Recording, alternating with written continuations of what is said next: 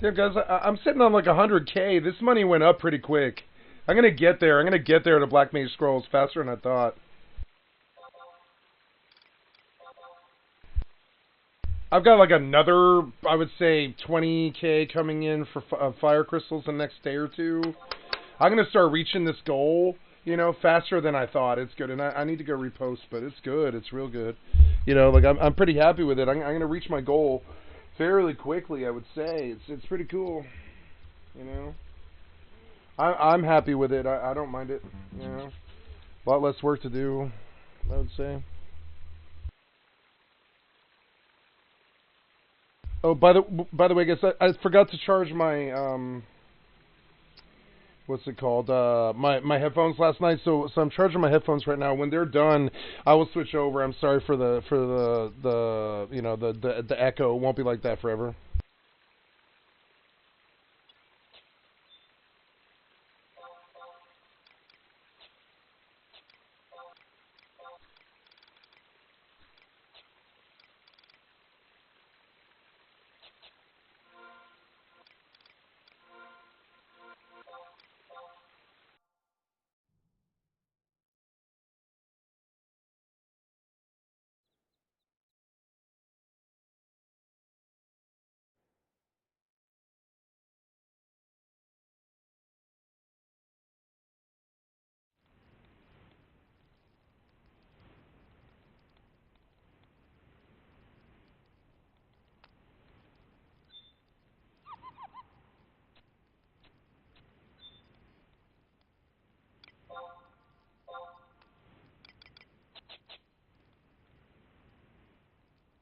On my own server, I can do what I want, and nobody can ever connect.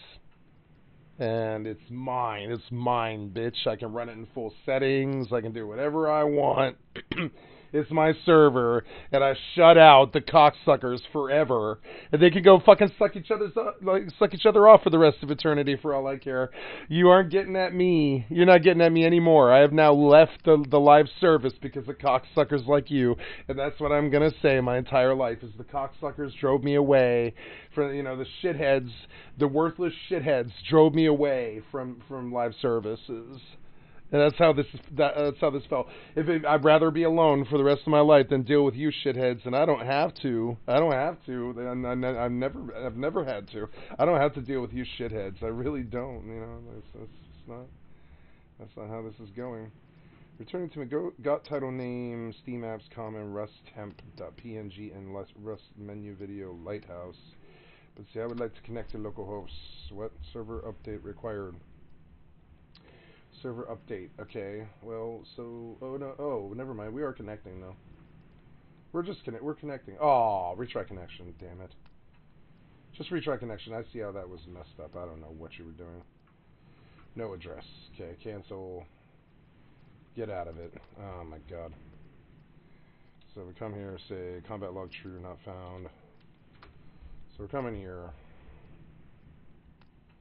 Well, yeah. Like I said, warm up. Cool.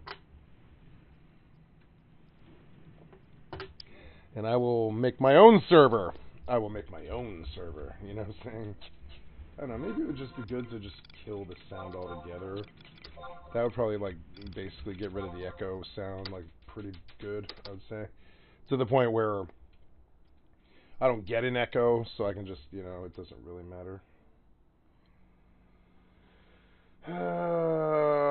What am I doing here? I came on here to get in the D-Box and send all of these giant catfish to Cat Money W.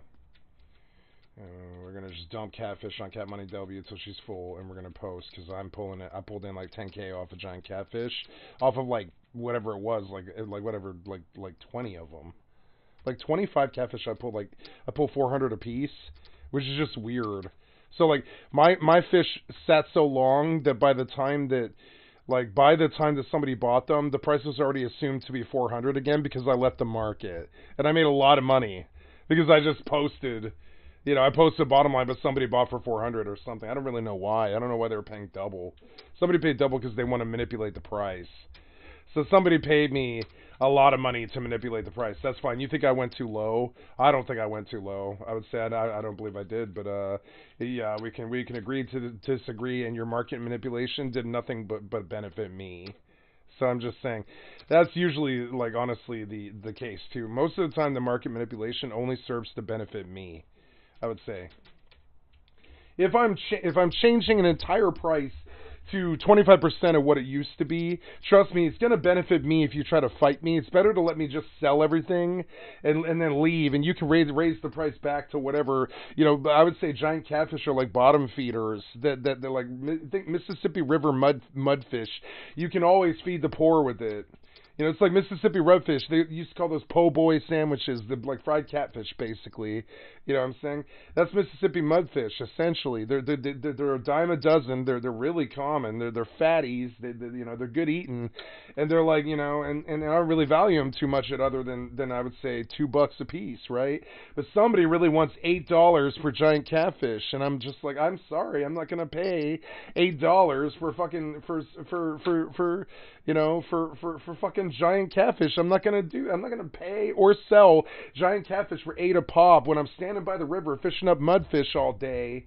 I'll sell them for $2 and take my $2. And one day I look up and I've got $2,000. You know what I'm saying? I don't care about $8 catfish. I don't care what reality you want to make Final Fantasy 11B. I know you like to do that in real life, like sell catfish for $8 a pound or whatever the fuck. But I don't. I'm not into fucking the digital scene. I'm not into fucking like bringing your retardation to some kind of reality. Like giant catfish should never be more than, I would say, 400. And so I for some reason, my entire batch sold for 400. Somebody's trying to like double the price past 200 to 400 again because they're trying to like make money off their hard work. But see, I'm looking to make sales. I'm looking to make 800 catfish sales, and I'll sell it at whatever the fuck price. I don't care. Honestly, I don't care what I don't care. I really don't care what money you can or can't make. I don't care about market manipulation. You are the only one likely to be hurt, if you mess with me, and I'm just saying, like I'm not new at this. Like I know how to take this market right the fuck back with you with a couple of clicks, and I will. Not back from you, but just, you know, uh right, I'm gonna consolidate like east, in terms of all the stuff I'm gonna sell on my alt. Right, I'm consolidating to the east, and I'm gonna shuffle all the loot over to the eastern side, which would be Windurst, right, and then Sandy's middle, and Bastock's west or whatever. It's not how that is on the map, but that's how I'm thinking of it. And so then we come here. It is annoying.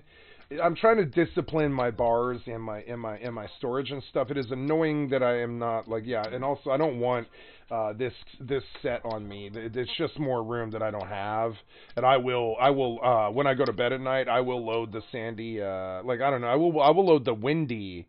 I will go to the fishing guild with my Tarutaru in the morning, and I will stop turning off my computer. I'll buy a different computer, I would say. I'm going to buy a different computer that runs Final Fantasy 11 24/7. And I've been trying to do that for months. So I've got to put it in the budget for the first year of next month. I'm going to buy a crappy computer that'll run Final Fantasy 11, and that's it. Maybe like a net tablet or something portable that I can carry Final Fantasy 11 around with. I got to put it in the fucking budget. Connect it to my TV in my living room, and I'm going to keep it on in there. I'm going to run it 24/7. I'm just going to keep it on in there, running Final Fantasy 11 24/7, and I'll leave my Winter Salt up in in Windurst at the fishing at the cooking guild with I will post 400 gil. I will post 400 gil. I would say giant catfish right directly on my alt, right, or even my main. It would be good. It would be good now. I would say now that I have. What's it called? I'm sorry. I'm just gonna check. I don't really seem to have very much of an idea of what my status is. Here we go. Sorry, I have the wrong screens. I haven't been using my other screens very much, so I'm just kind of, just checking my realities here and stuff. Yeah, yeah. So you disconnected, but I don't know why. Disconnected. Game object null. FFXA is I don't know. FXAA. But yeah. Something's wrong. I need to run the compiler. God damn it, not the compiler, but the how I don't know how to update umods and stuff. I wonder if it is umods actually. If I need to take a look at my umods stuff, I haven't actually done that in a while. Yeah, we'll take it. So I'll take this alt. I'll probably take my main. Honestly, I'll take my main. I will take this money that I have right now, and I will buy my way through the gobby bags. Yeah, like for instance, I'm gonna reconsolidate money on my alts, and I'm gonna go to QFIM right now. I'm gonna warp right to QFIM, and that sucks because I've got to get home. It means going right back out to QFIM again. But I've got to warp to port right now, and I need to blow like 50k on gobby bags, because it will matter in the end. And then I will fish giant catfish. I mean, I'm doing pretty well. I like living in Zerun for giant catfish until I get to be a higher level. But anyways, let's pull what's here. I don't need this water sound in the background. I'm beginning to understand to be more disciplined as a streamer about my sound, and I would like silence. Period. I don't want an echo, and I don't want to annoy anybody. And I'm just gonna go on about my business here. It is annoying. I feel like the more recording I do, the less daily following I have. And it's weird. Last time that I actually full-blown did Final Fantasy for a day, I did poll like 15 people. And it's weird because I don't know. I just don't see that anymore. It's like they came and looked once and never came back. And that's okay. I'm a multi-variety streamer. I didn't expect to poll all these Final Fantasy people. But I am a part of your community. It's sort of weird to never see them again. They just come in for a little while. They see that I'm negative and they lose their impression or whatever. They see that I'm kind of a negative guy because I've got bad stream sniper problems, and I'm kind of a negative guy. I'm not a very nice guy anymore because I've just been treated like shit by the human race for so long that I'm jaded and I don't like you. I don't like them. I don't like anybody. So, okay, that's fine. Don't come back because I mean, really, it's like it's never really going to change until I heal and I stop getting people until I remove all of humanity from my life and I stop being attacked every couple months or whatever by some stalker or some shithead or some retard, right? Until I stop getting attacked all the time, I will not be able to have the human race around me, and that's not going to stop. It's never stopped my entire life. It's just been like that. I've been a victim and a target my entire life. It's never going to stop. So I mean, now why do we send fish to no no no no no no no no no no what? Why would like I don't know what that is. But anyways, there we go. So is that right? Right now? Oh yeah, no. These are the incoming fish. Yeah. So yeah. So I mean, and I guess that would work. And I'll just I'll park at the fishing guild with a lot of giant catfish. And I'll start a trend, right, where like no matter what they can buy giant catfish and blue peas and stuff. Yeah, and I'll go directly to the I'll go directly to the I'm full, right? I don't know. It seems laggy right now. I don't know why. I also need to take a look at. I will send money. Yeah, I will send money, and I will go do my gobby bags now. I don't really like naked tarus. It just kind of bothers me. But I mean, I don't care. I'm gonna take all these clothes off. All it does is get in the way, And notice they don't like it either. They don't like naked tarus. It's disgusting. It's weird. It's not disgusting. It's just it sounds horrible. It's just I'm not a little person, and little people don't turn me on. Whatever. I'm not a little person. That's not my type. I like tall girls or whatever. You know what I'm saying?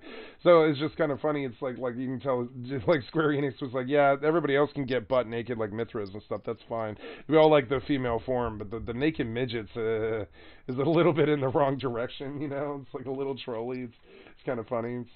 Yeah. Okay, good. That's doing better, but I gotta post until I can't post no more, And then I'll just keep stacking, I'll keep stacking. I'll put blue peas at a really cheap price. They can basically have them. I mean, I should just vendor them, but I'll see what I can get on. I'm gonna see what I can get on the auction house for blue peas, because blue peas, there's no reason why we should vendor those. They should have some value to some lower level cook. So here we go. We see that Rust never did connect. There is some problem going on in the background. So we'll work on everything as we get to it. Sooner or later, I'll get to it. So the compiler and the Rust dedicated edo and the mono bleeding edge and bed runtime, etc. If we go to Oxide config, plugins, logs, language, data config, automated third person JSON files and such, the configs. It's starting to make more sense. I will go the server admin route to get away from these shitheads. I will absolutely do it. I think that's what most streamers do, and I think I probably will go that route. I will probably go that route, I would say. I will go that route. I will definitely remove the shitheads out of my life entirely forever. I don't care. I'd rather play with nobody than play with you. You know what I'm saying? Or be a victim of you. I mean, I'd rather play with nobody. And I realize that's lonely or whatever. But I'm not a lonely guy. I had people in my house my entire fucking life. I'm not a lonely guy. When you've had 30 people in your fucking house, I'm sorry, if you've had people in your fucking house for 30 years and you still value your privacy still to this day, even though it's been like 7 years since you last saw that, for like 20 years, I had nothing but people in my flops in my house all day long, every day for years on end. And I still feel like I still have seen too much humanity, and I haven't lived with anybody else in 2 years. I had a roommate in the mental health dorm, but it's been about it's been about 2 years or something since I left. The days sort of bleed together. But I mean, when I was living in the mental health center dorm, I had a roommate and stuff, and that was great. But then they eventually just let me run solo because I'm just not. I don't do well with other people. I really don't. So it's not like that I get along or don't like a fight with them all the time. It's that my recovery and my problems get worse when other humans are around. People that I don't like, anyways. It's got to be somebody I really love. Why are these going up? I mean, so I don't know. I'm okay with double my money. The price went up because people understand that they need giant catfish. When I lowered the price, I'm unlikely to get my 400, but I don't care. I'll post for I'll post for this. I will. I'm gonna post all these blue peas. Yeah, that's kind of weird. I'll go cheaper on this because it's still a profit. I don't know. I'll take my cheap. I think. Yeah, we'll go down. Yeah, we'll offer half the price because mainly I just want to move them. You guys are unrealistic about this. Like you want to keep the price a certain way. I'm just about motherfucking moving it so that people can make their money and be happy and be investors and be buyers and stuff. You want to be all crab ass about the fucking price. You can suck a fucking fat dick. That's how that works. Same as when I sold drugs, motherfucker. It never changed. Price always stayed the fucking same. 50, 70, 90. You know what I'm saying? You get double if you buy 90. That's it. So, like, never changed. Not in two and a half years. I never changed. And, yeah, I made a killing doing that. Because, you guys want to mess with prices all the time. We don't want that. We don't want you messing with prices. We want people to be able to sell at whatever price they want to fucking sell at. Manipulate the market for that day. Ooh, I want to do Hogwarts Legacy, but I'm not doing that till next month. And then we'll go $3.99 on all of this. Yeah, and we'll just run it until it sells. It's fine. You can get it for $400. You can get it. Whoever this is, let's see who's doing it right. Whoever that is, it's everybody. Everybody went higher. They're like, nah, you're selling catfish for too low. 400 is too high for catfish. See, I view it differently. Like, if we're living on Mississippi River, and we are, kinda, because it's like right at our fucking city, we can pull the best catfish in the world right out of our fucking river. Right at Bastock, right in Zaroon.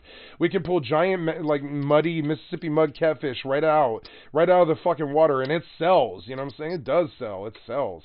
So, like, whatever. I'm just saying, like, those things, they make po' boy sandwiches. People do buy them, And, sure, it's a food that not everybody likes, but I would say, or that it even has that much benefit short of the protein. But it's still something that people do eat, catfish, you know what I'm saying?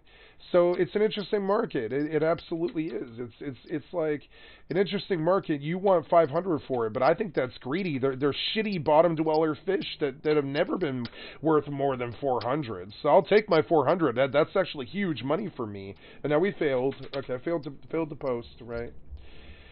I'm tempted now to just start running the Bazaar. I wish I could keep my, I don't want dual boxing, but boy, I wish I could keep my Bazaar running at all times, I don't know, can you do that? Can you log in two characters at the same time, like as in, Bazaring, right? I don't think so, but I think you can only run one at a time. But that's how it's always been, and that's how I would do my approach of this anyways. I would say, like, you need, like, I would say that you need, I lost my train of thought. I'm sorry. I don't know why, but, no problem there. Yeah. There we go. Sorry. Yep. So something's going on here where I believe I do need to compile again or something like that. So we will come here and we will say rest server start, but I don't think it's that. I think it's the compiler, I think. We have to see what it is that we are doing. This is okay. I believe, I don't have a lot of errors here. We're going to go back and we're going to look. I don't think I have a lot of errors here. We see that COL is skipped or something. See, it's like won't let me run up here. Missing plugin dependency, RustMap API, umod.org, plugins, RustMap API, your next slide that will reach 2 meters. Current time is 16:46, right? So I don't know. Maybe this server needed a little longer before I could just connect to it. But I suspect that I would like to, okay, so I had a file open, server.save, then quit, always type quit, right? Server.save, we gotta say server.save, right? We say v server.save, save and complete, and then we type quit, I guess. Unloaded plugins. Yeah, it's quitting. Okay. So then we're gonna shut it all down, and then we'll go. It's okay. It's like I own my own server now. I've always owned my own server, and I thought I could get away with trying to play on a 5-pop. I don't know. I suppose I should get on the Discord here just to see if other actions were taken. Because if other actions were taken, I will live on that server. I'm okay with it. You know what I'm saying? It's good. I wish I had my levels. I liked my levels on his server, but I need that RPG. I need that on my own server. I obviously cannot. Now we have suggestions, but like, what are we running here? You're making some serious, like, weird suggestion about something. You're saying DMs from who? What DM? Okay.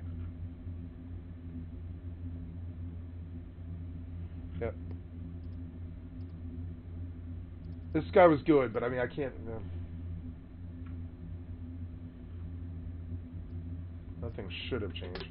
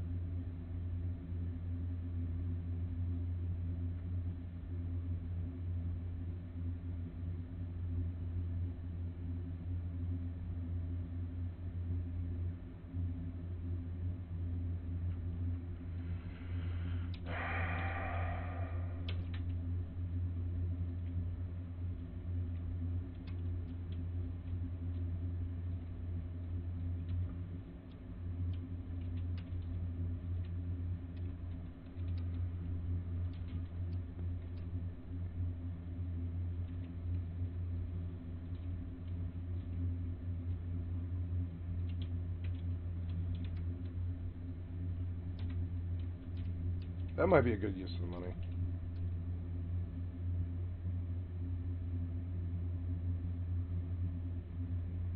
Friday, 7:10 p.m.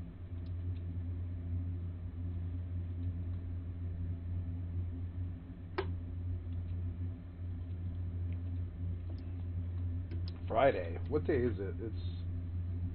What, I mean, yeah, it's Wednesday, huh? In 2 days, 7:10 p.m. EST was it's like 4 to 7. ODS. Operation Desert Swarm.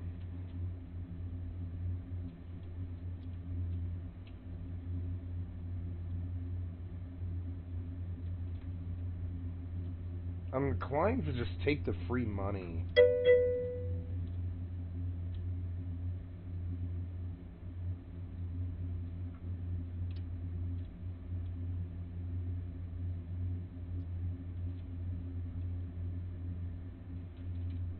I'm inclined to do it, but I don't know.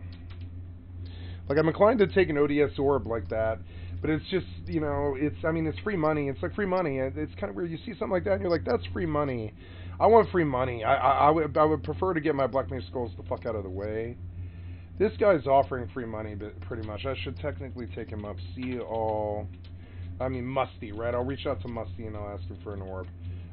Yeah, this, I posted everything I could. Yep, and I still have, like, a lot, right?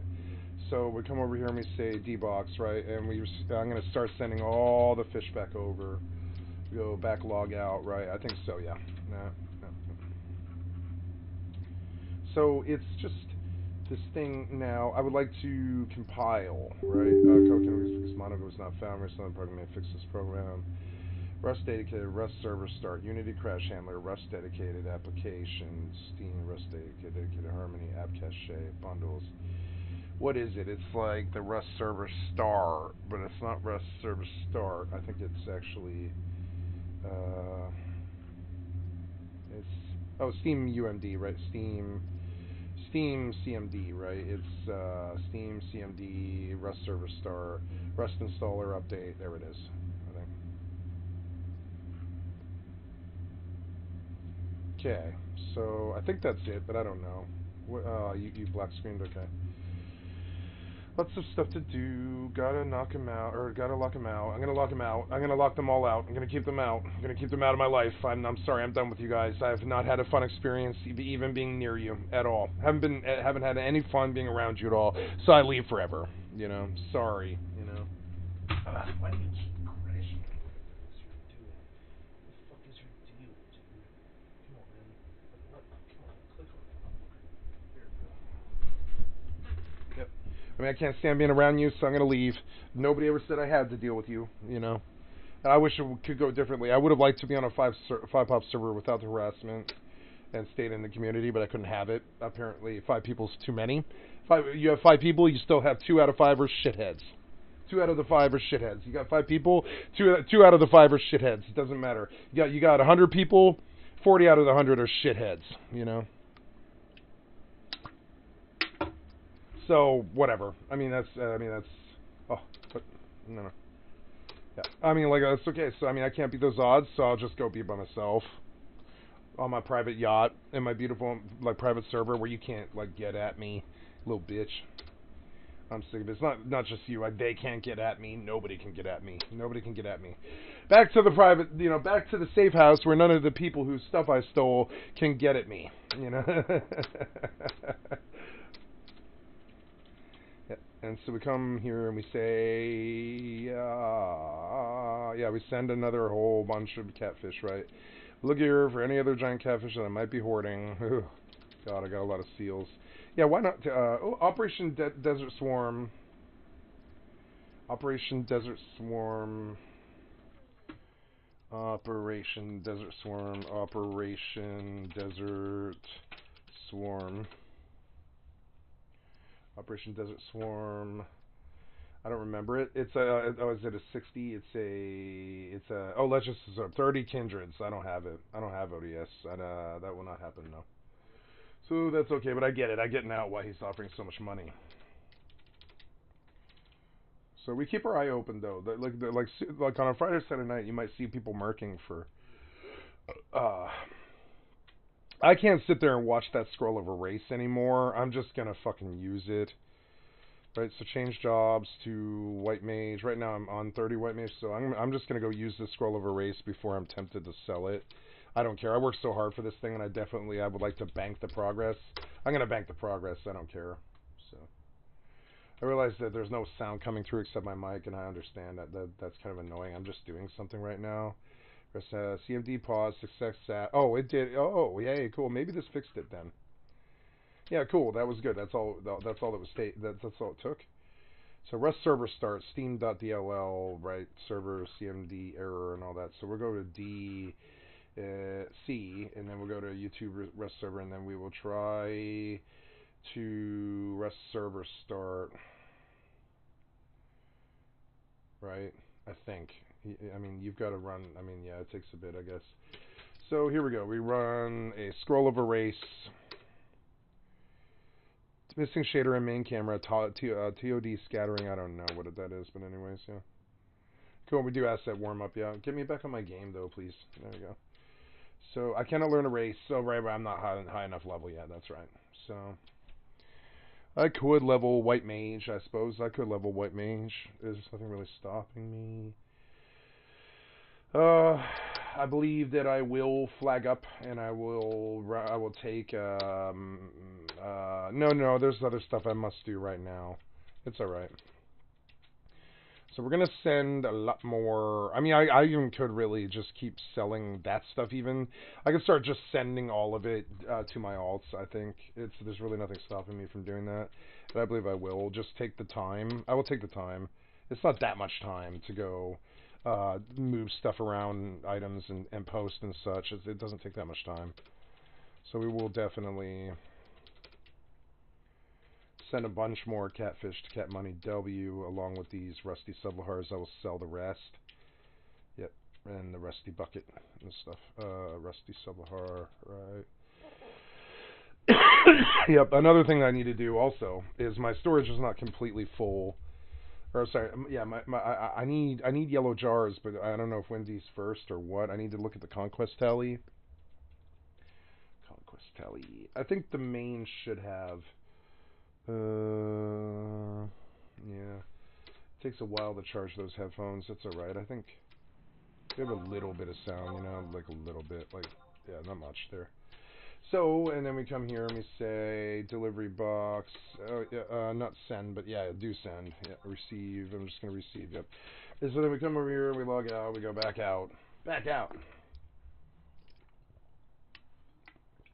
I'm on your server, Raleigh. No, you aren't anymore.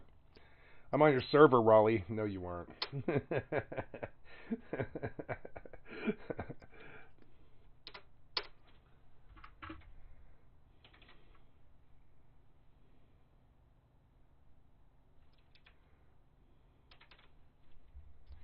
Hey, cool. Reference scripted on this behavior. Model computer camera is missing. It's starting to look good. Like it's gonna load. It's actually kind of cool. Yeah. So, here we go. We got delivery box. You know, like, yeah, lots of giant catfish. Yeah, yeah. Okay, cool. And then, so pull all that. Right? And the first thing that I will do is I will stuff. Yeah, I would prefer to just have her inventory open so I can just, and I will stuff her bat box, you know. Now, why do I, oh, right, so I have 10 in storage for this. I will stuff giant catfish in back boxes, right? I would just, you know, fill it. And every day I'll come load an entire inventory and I'll sell giant catfish at the dealer, like at the vendor for $2.99, and I will get it too. Like they'll buy all 30 for $2.99. That's pretty good, you know. I mean, 300 times, yeah, that's like $9 grand. It's like 9K I could pull every night. It is. It's like so much better.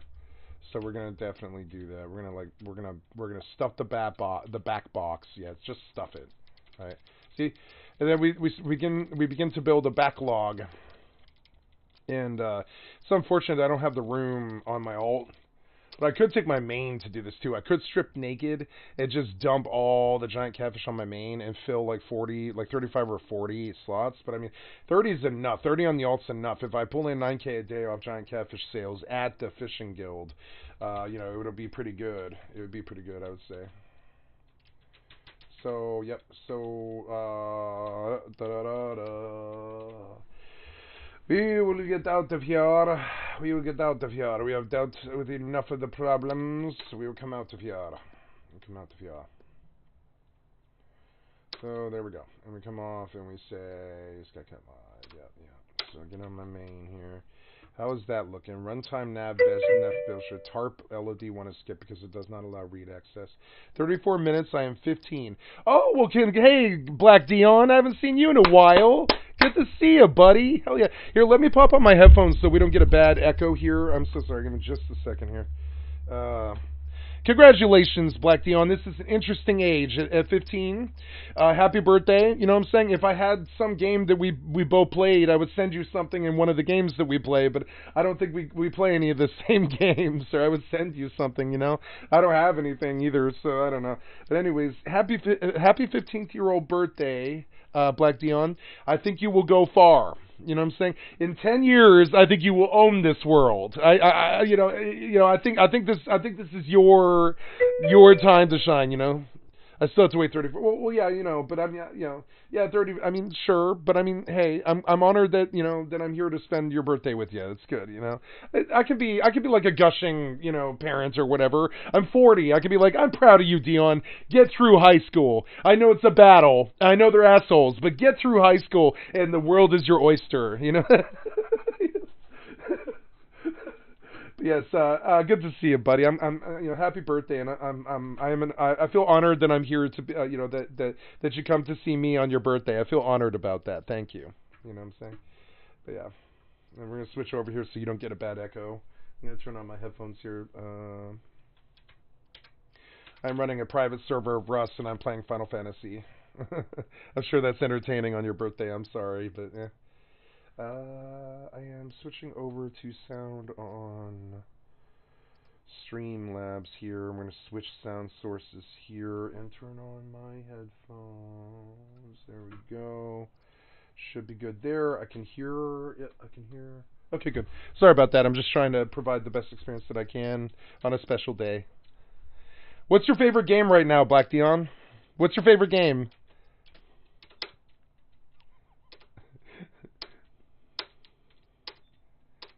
Is it like Roblox or something?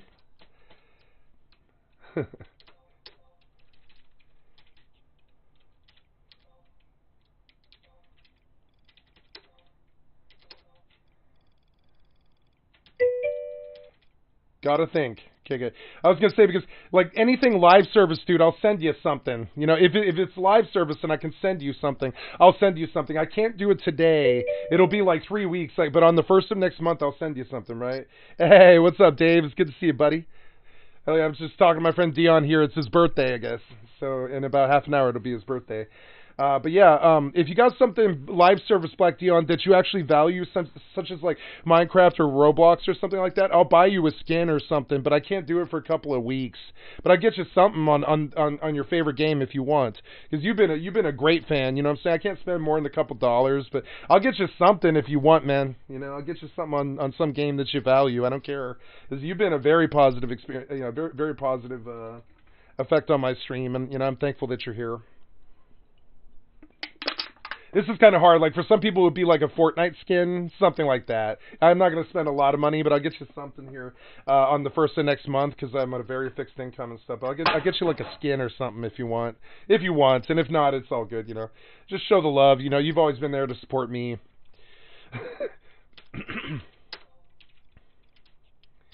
And now I've got it. And hi, Dave. How you doing? I'm playing Final Fantasy all night tonight. While I work on, and I didn't mean to ignore you, just talking to a friend, I am working on, ooh, that's new, no, just the Rest Plus was going to, cannot establish, for Roblox, okay, so for Roblox, remind me, Dion, like, I can't do this today, but I didn't know it was your birthday, or I would have set a budget, right? I didn't know it was your birthday, or I would have set a budget for this, but, you know, like, come up on the first here, come find me on the first, and you'd be like, remember how it was my birthday? And I'll be like, yeah, because, you know, like, dude, and I'll send you something on Roblox, like some currency, or like a skin or something like that, you know what I'm saying? Because, like, you helped me get through my first year with all of the positive input, and just like my friend Dave here, you guys been so positive that I wish to, you know, do something nice for you, you know, and that doesn't, it'd be like $1 or $2, you know. Oh yeah, you're gonna get 55, right on. Yeah. See, I need to go get to level 34 to get a race, but I don't know. I'm not gonna stress too bad. I got a lot to do here. Like I've been moving giant catfish around to different alts, you know. Yeah, good. Yeah, 15's good. When I was your age, I worked all summer from the age of 14 in a place called Einstein Bagels. And then all summer I would come in there every afternoon for 8 full hours from like 2 till 10 or whatever it was, and I would work all summer from the age of 14, 15, and 16, Dion. And I'm going to tell you a story about this. It's old guy stuff, but I'm going to hit you with this because I remember that age, and I know how I did well in that age, and I'll share the secret, right? Save your money for 3 whole years from the age of 14, 15, 16. So you might be a year behind on that, but if it's legal for you to work at the age of 15, then you're going to be a year behind on that, but that's still good. Work all summer from the age of 15 to 16 and do 2 things. This is what I did, right? Spend whatever amount of money, usually it's like around, right now it's like $2,000, but buy a brand new computer, Dion. It's the first thing you should do. Buy a brand new computer, and it'll take you all summer. Most of that money, I think, probably all the money you make all summer.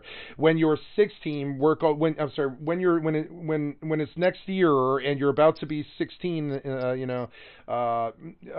save all summer next year and buy a car. Buy a new computer, not new. You can buy used, but I'm talking about buy a current gen computer. Don't buy an old one. It is the best thing that you can do for your own happiness. It doesn't matter how old you are. Buy a new computer with the money that you can start working for. That should be your first goal, because that'll keep your personal happiness at a stellar rate. The best thing I ever did for myself, Dion, was when I was 38. I bought a new computer. I didn't do it until I was 38, and I was unhappy my whole life with my computer's performance, and I was an unhappy person my entire life because of that, kind of. Not unhappy, but just sort of like, because my computers didn't run well and I had to fight them all the time to get performance and stuff every day for 20 years. I would say avoid that right now. Just cut that problem out of your life and buy a new computer. It's what my friend Patrick did. He's the happiest guy I know. He's exactly your age. He worked all summer and he blew $3,000 on a 3060 Ti brand new computer.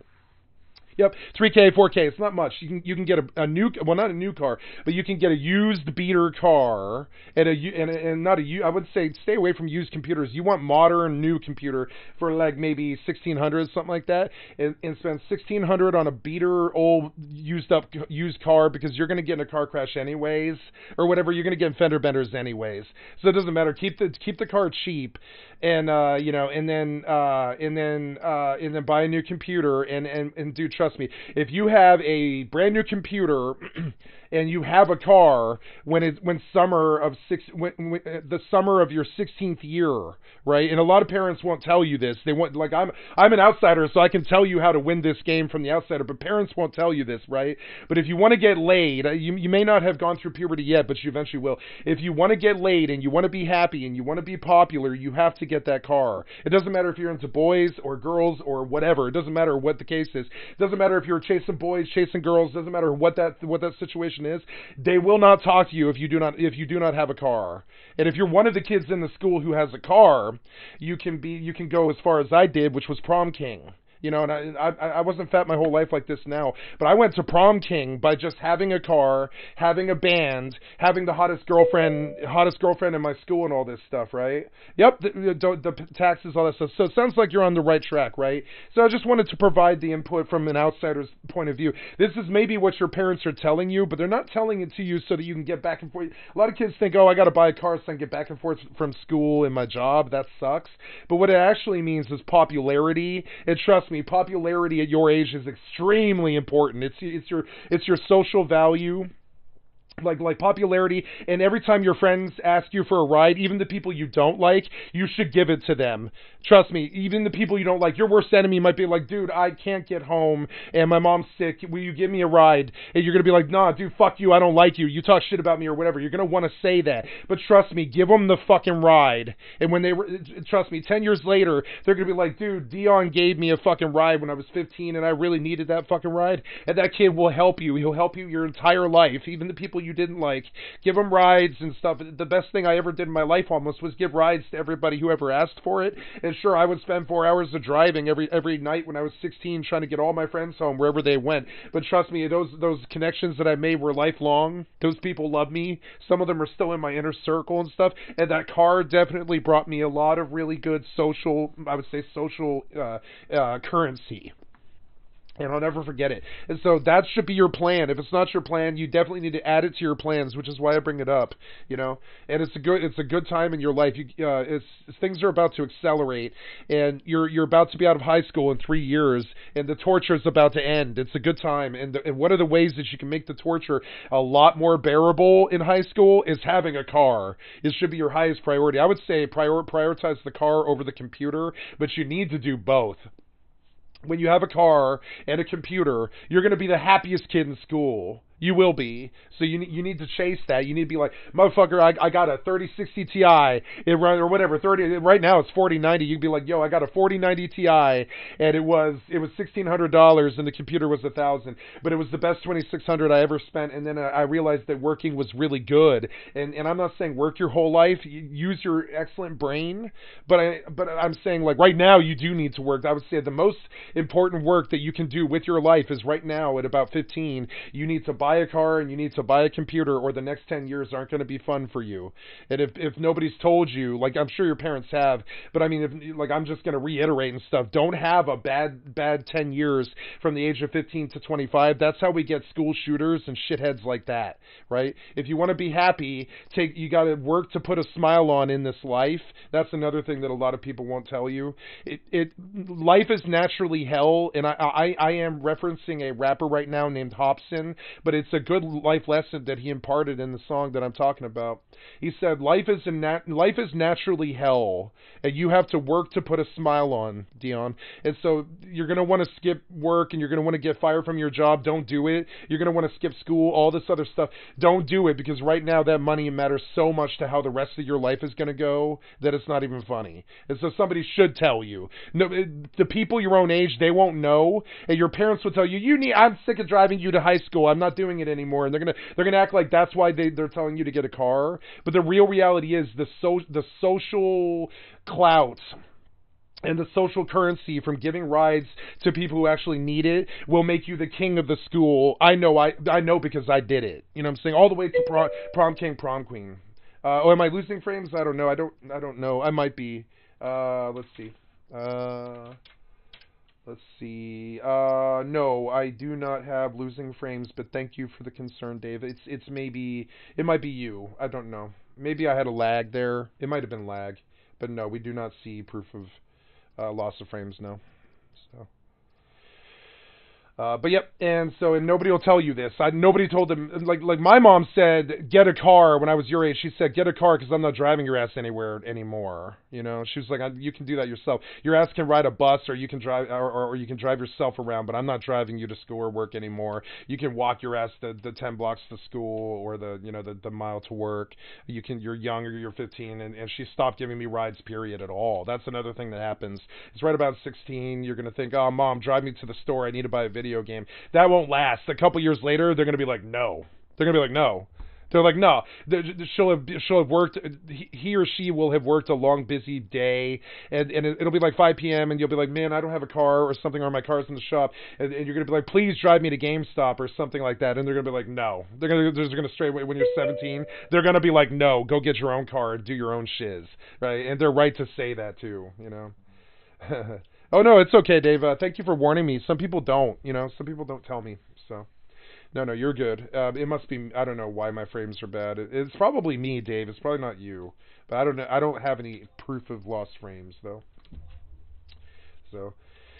But yeah, and that's my warning about it. Take it more seriously than you're inclined to, because this social clout and this social stuff at your age is so important. And all the people that used to dislike you, if you give them rides, they will like you. It's like basically, you will find that humans are transactional.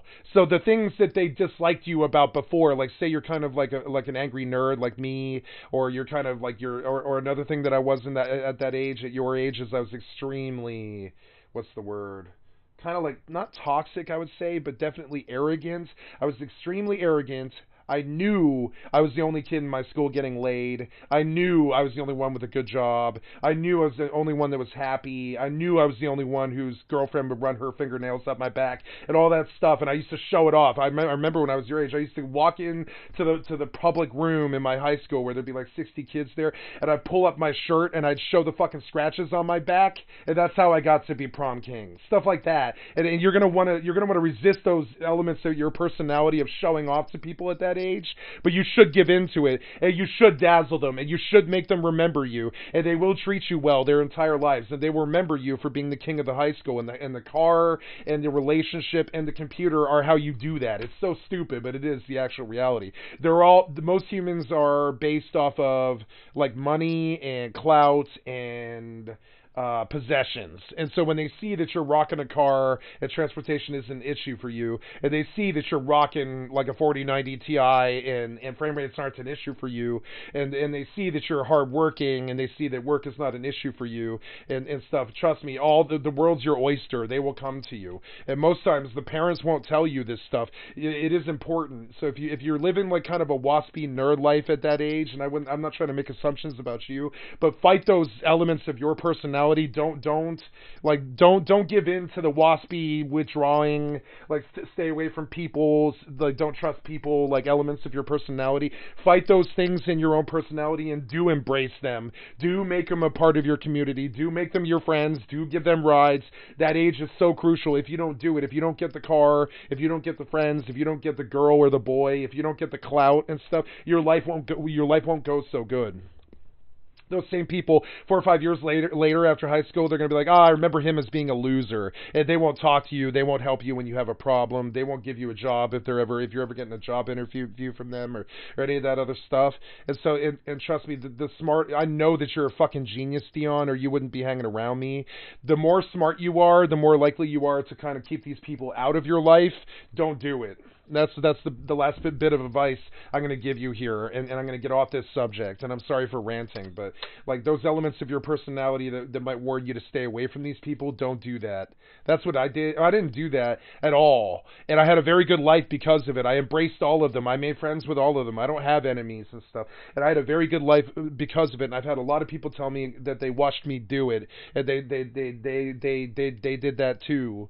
A lot of people would call it chasing clout or like reputation or kind of like, like kind of like just being kind of cliquey and stuff like that. I used to hate high school cliques, but trust me, you want to be part of the cliques. You want to be part of the metalhead crowd. You want to be a part of the punkers. You want to be a part of the people who are failing out of high school, not one of them failing, but friends with the people who are going to fail out of high school, because it takes all kinds to run a community. You want to be friends with the nerds. You want to be friends with the fucking hot people. You want to be friends with the cliquey people. You want to be friends with the preps, friends with the richies, friends with the fucking everybody, friends with the hip hop crowd, friends with all of it. You want to be that guy who walks through all of those circles, and that's how you get to be king of all of them. And I see that same potential in you, and I suggest you do embrace that side of the sociality if you haven't. If you don't at this age, you will not have a good life. You won't be sleeping with the best girls or boys. You won't be sleeping with the hotties. You know what I'm saying? You won't be having nice jobs. People won't remember you if you didn't give them rides. If you don't have the car, they won't remember you and all that stuff. So definitely buy the computer and definitely buy the car, because it's part of the rest of your entire life going well, And don't be like me and resist the computer purchase and resist the car purchase your entire life. Don't be like that. Just embrace it. Go save the money. It doesn't take long. It takes like 4 months to get $4,000 or whatever. 5 months, 6 months for a kid, I would say. And it's unfortunate that you have to spend your teenage summers sitting in a fucking job, but at least it's air conditioned, At least it's air conditioned. For 2 years, you've got to waste the most powerful summers of your life. Balance all of that, but definitely work all summer, both years, or you're going to have a bad life. It's unfortunate, but that's how that works. That's all I have to say about this. Yeah. So anyway, we're going to see if... oh yeah, what is it? It's like... I got to connect to my own server or whatever. Let's see. I'm going to close this. I'm trying to find Rust, which is trying to run my own private server here, and it's harder than it should be. I would say 76 did get the custom server thing right when no one else did. Not even Rust, not even CSGO. Nobody got the custom server thing right except for Fallout 76. This is way more complicated and stupid than it ever needed to be, and they absolutely could have made it a simple Windows process where you check some boxes, and instead they make you do all of this horse shit. You have to learn all of it, and I don't know why Rust could ever I don't know how Rust could justify to their fucking board of directors and their investors this choice of forcing their people to do this much shit just to have their own server. I don't understand how they justify that to their fucking investors, honestly. This should never have been this complicated. This CMD thing that I'm looking at, this is unacceptable in 2023. It's unacceptable. If I was on the board of directors, I would fire whoever is at Rust who decided that this is what the process needs to be to run your own custom Rust server. Whoever decided that it needed to be this goddamn complicated and that it's not streamlined to the perfect little T like the way Fallout 76 is, this game couldn't possibly succeed much further. It's reached its pinnacle. This game has now self-limited itself so badly that it cannot succeed much longer. And I would say about 5 years, Rust will have gone the way of the Minecraft donkey, where they're trying to make something new. But I mean, like, I would say Rust is not going to do so well specifically if they do not fix stuff like this. No self-respecting nerd is going to want to waste their time learning all this when they could just go on another server, So I'm just going to say, they're not going to spend hours learning how to do this unless they're so obsessed with the idea of, like me, of having their own server that they put up with this stupid shit. But this is entirely too fucking complicated and dumb for what is absolutely unnecessary. It's unnecessary. After I've seen it on, what's it called? No, not server.save. I've got to go back here. I'm sorry. Now that I've seen it on, on Fallout 76, I realized that anybody running this kind of server structure is idiots. They're like idiots. It should never be this goddamn complicated. It should never be this complicated. Not ever. It's so stupid. Watching them shit up their game and destroy their future worth wholesale leaves a nasty taste in my mouth. You taste it and you're like, nah, that's what you planned for your future? You autistically destroyed the front end of your custom server process, and you made it so technical that most nerds are gonna just like run away in fear. It's that complicated and stupid. And I see that, and I see that kind of self-destructive behavior in good titles such as Rust, you know. And I would say that, you know, and it's unfortunate to watch it. It's unfortunate to watch people destroy their own work. It's like watching, like Da Vinci take a fucking knife to the face of the, you know, the Mona Lisa. Like, I would say Face Punch built a beautiful Mona Lisa masterpiece, but then they took the knife to the face of it, and they burnt and slashed the painting in the end by restricting the front end for the custom server side of the process. Unlike I would say 76 is the only one who's ever done it right. And after you see it on 76, you're like, oh no, CS:GO and Rust are really, I mean, the people who make them are really incompetent. When you see an actually competent custom server process where you just tick a couple boxes, click and hit enter, and it loads the server inside of 45 seconds, and you're just in, and you don't ever have to do anything but check a couple of boxes on Fallout 76, and then you've got a custom server and shit. You take a look at this, and you're like, why would I ever do this? Why would I ever do this?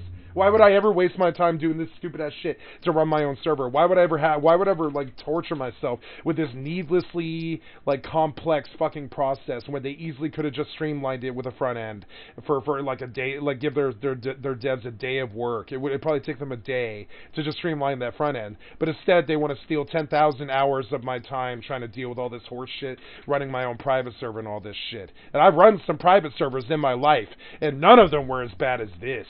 You know, none of them were ever as bad as this. So I'm just saying, I don't know why Rust thinks that's okay, or why they would put the future of their game in a self-destructive gameplay loop that will kill the game. I don't know why they would do that. I'm just saying, it's unfortunate, but I mean, you see the evidence of it directly right here. You can see the evidence of it, and you're like, oh no, that's a little bit unfortunate. You know, it's a little bit unfortunate to watch them self-destroy. You know, it's just like, oh no, man, it's really like it's mortifying to watch them destroy their own game. It's hard to see it. When you see it, you're like, oh wow, Rust would have been this 100-year masterpiece that never would have died if they had just streamlined the custom server process. You know, you get kind of tragic. You feel tragic about it. You're like, oh no, watching this guy slash his own painting is just disgusting to me. I'm so sorry. I'm so sorry that they did that to themselves. They slashed their own painting, and I understand it now. I'm like, man, when you see it, you begin to understand why people are leaving Rust in droves. You can see it. There's self-destructive behavior here in their countenance, in their proof, in their clients, in their command lines and such. There is definitely bad incompetence here, I would say. You can see it directly. When you see the Rust Companion server connectivity test failed, that's stupid. I don't know why you would ever release Rust Plus without complete 100% functionality. Why would you ever bother? Why would you ever bother with Rust Plus if it doesn't work some of the time? This is that thing about software development. They're lazy, they're shitty, they're cash grabby, and they'll definitely brag about a race car that'll go 350 miles per hour, but then they'll sell it to you without a steering wheel. That's exactly what this is. They sold me a race car without a steering wheel, and I'm sick of seeing it. It's just disgusting. You need to put a front end on that. You need to smooth line this process. You need to make it one click, which would have taken your software devs like a day. This isn't upgrading the graphics or Rust or some shit. It's base ass server infrastructure front end. The kind of shit that Windows was doing in 1985. It's not hard. What I'm talking about. This shit, it looks hard and annoying, but it absolutely does not need to be. It doesn't need to be. That's just Rust being incompetent. I'm sorry, that's Face Punch being incompetent. You see it and you're like, oh no. Like this one, say what you want about Minecraft, but Minecraft doesn't have this issue. Say what you want about Minecraft or Roblox or any of those other games, you know, Unturned and all that stuff, right? Say what you want about those fucking games, but they don't have front-end goddamn server problems like this. They don't. Fallout 76 doesn't. I don't know why you would. You're the premier. I would say Rust is like the premier dedicated server client in the world, short of Counter-Strike Go. That's it. Okay, there's like 4 of them. There's like CS:GO, Minecraft, Rust, and like I would say there's other contenders such as Valheim and stuff, but they aren't big. I'm talking like big contenders would be like Unturned, right? Private server games, you know, Unturned. Who does, you know, dedicated servers like this? Scum does it to a degree. Like Scum has a bad system. They've all got bad systems except for Fallout 76, Minecraft, and Roblox. I would say.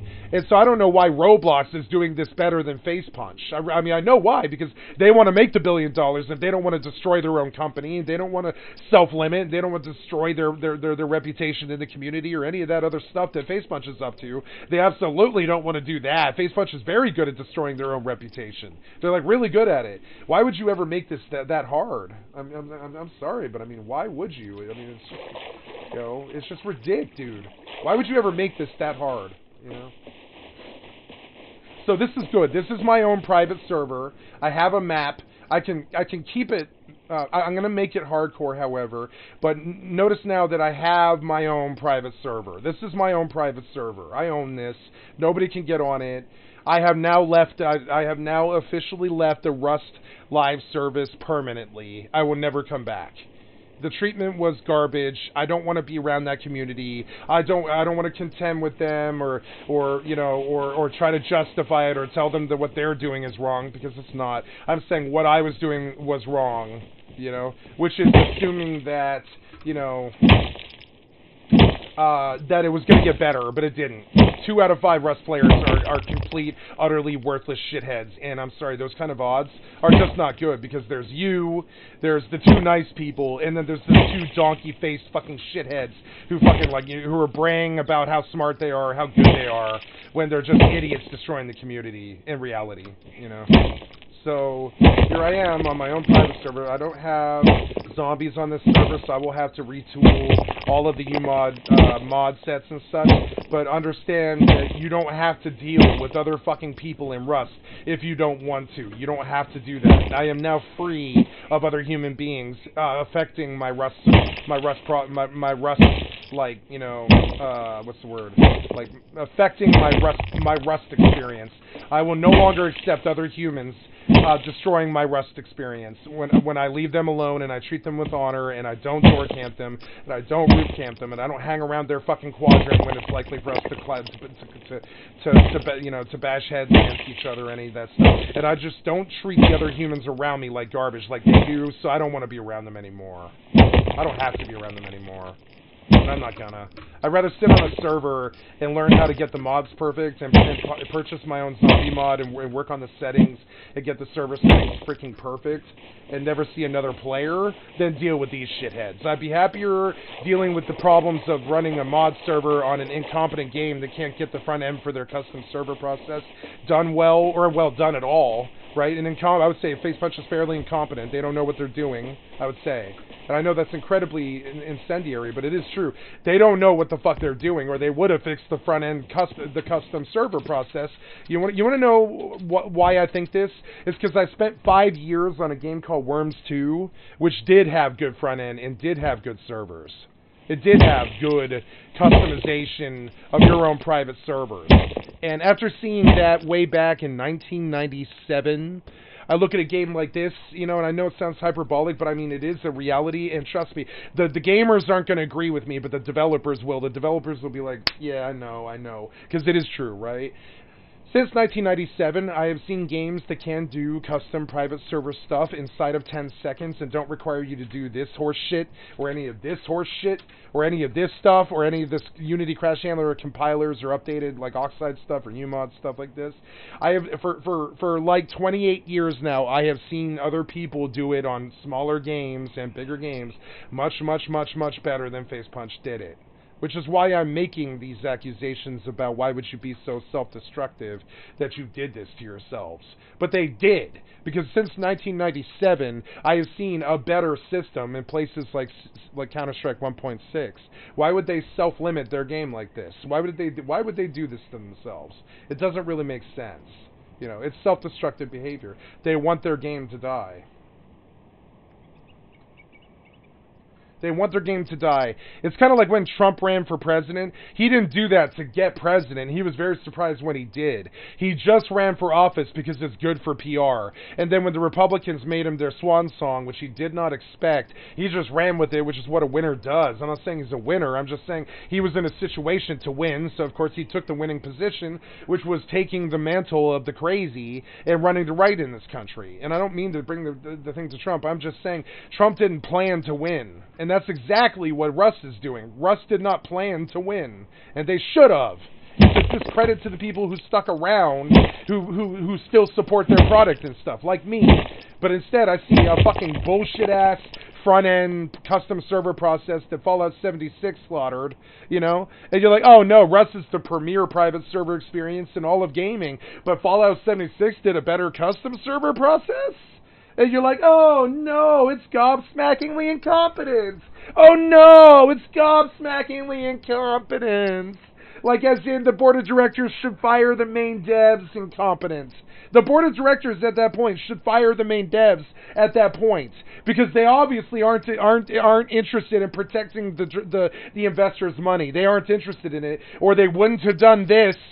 You know what I'm saying? They wouldn't have done this. This is horseshit, pure horseshit in its direct fucking form, directly flowing into your mouth. It's pure horseshit directly flowing into your mouth. You can see it in real time. This is horseshit being poured directly into your fucking mouth. You can see it in real time, and no, it is not necessary, and yes, your game will die. And yes, your game will die. No, it is not necessary, and yes, your game will die. If you don't fix that right now, I'm talking like you fixed it yesterday, you have no hope of surviving in this climate.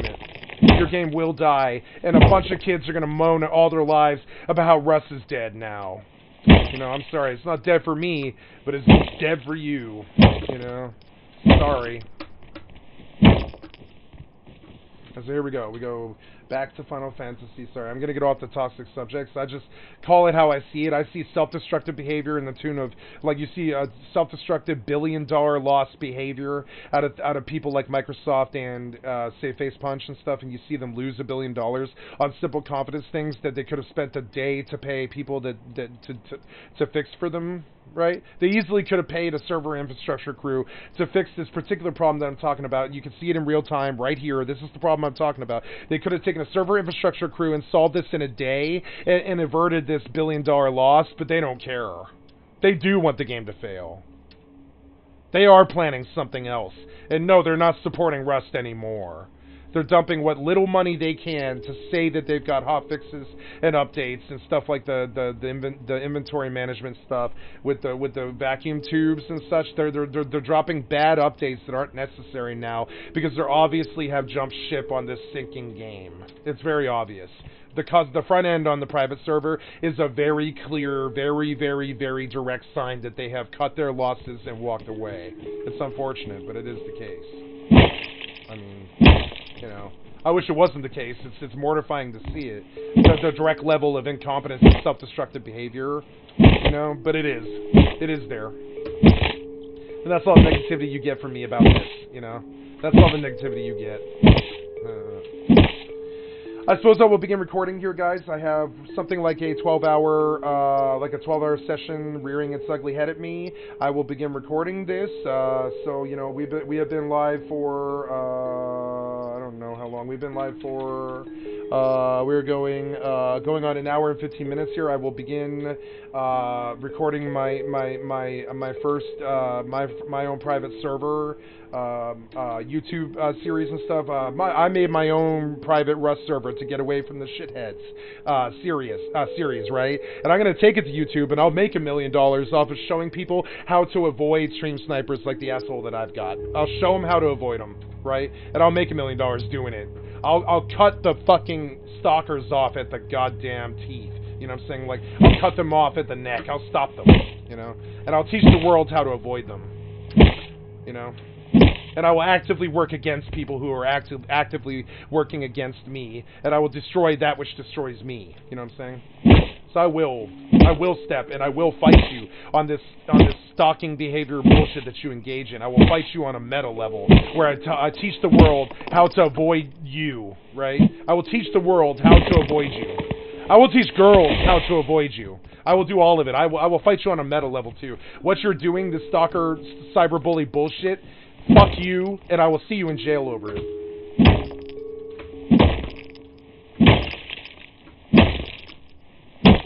Oh, wait. Yeah.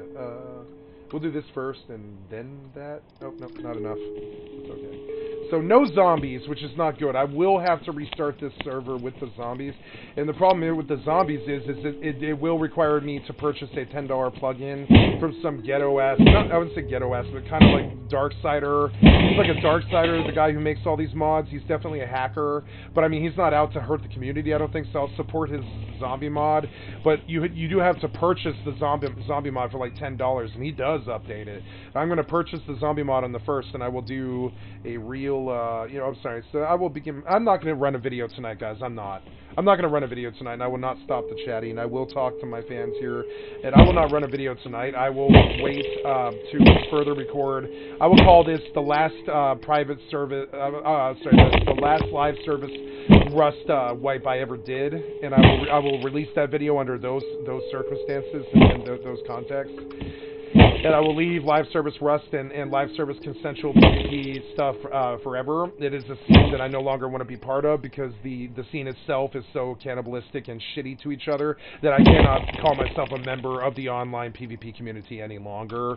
They have treated themselves and each other so badly now over the last like 5 years and shit that it is a community I can no longer proudly say I'm a member of, and I am leaving it today. I'm leaving the online PvP community today. No more Fortnite, no more Tarkov, no more Rust, all of it. I'm leaving it today. I can teach the world how to deal with these shitheads. It is called don't hang out with them. Don't talk to them. Don't acknowledge them. Don't read what they say. Don't play the same games. Don't do public servers, etc. You got a problem with fucking online bully stalkers and shit, get offline, Get offline. So let's see, I will do a wipe without the zombies, because I cannot afford the $5 zombie mod purchase until the 1st of next month. And we'll get Dion a Roblox skin or Roblox currency or something like that on the 1st of next month, and I'll buy the zombie mod online and permanently, and I will back it up like 5 or 6 times in 5 or 6 different places, and I will keep that mod because it is in the RPG mod. The RPG mod on this, one of the things I'm not seeing is I should see my RPG Oxide plugin, but I don't. Look at this horse shit that they make you do. It's unacceptable. It's unacceptable to the players. It's unacceptable to the fucking main devs. It's unacceptable to the board of directors. It's unacceptable to the fucking investors. This kind of incompetence is unacceptable. It could be fixed in a day, but instead they've just let it be this, block that killed their game over the last 5 years, I would say. I don't know why it would ever be like this, So, I don't know what to do here. We take a look at Oxide, and we do see plugins, and we do see Oxide config and all this, and I think I don't know. I guess I'll go take a look at YouTube here, and I'll try to do some Rust server learning and such. I will get to the fishing spot because I do need to get to the fishing spot here. I'm going to go do that. And I'll get more income coming in. I'm just trying to do 20 things at once. I don't like Ark. I've tried and tried, Dave. Ark is not a good game, Dave. Unfortunately, it's Ark is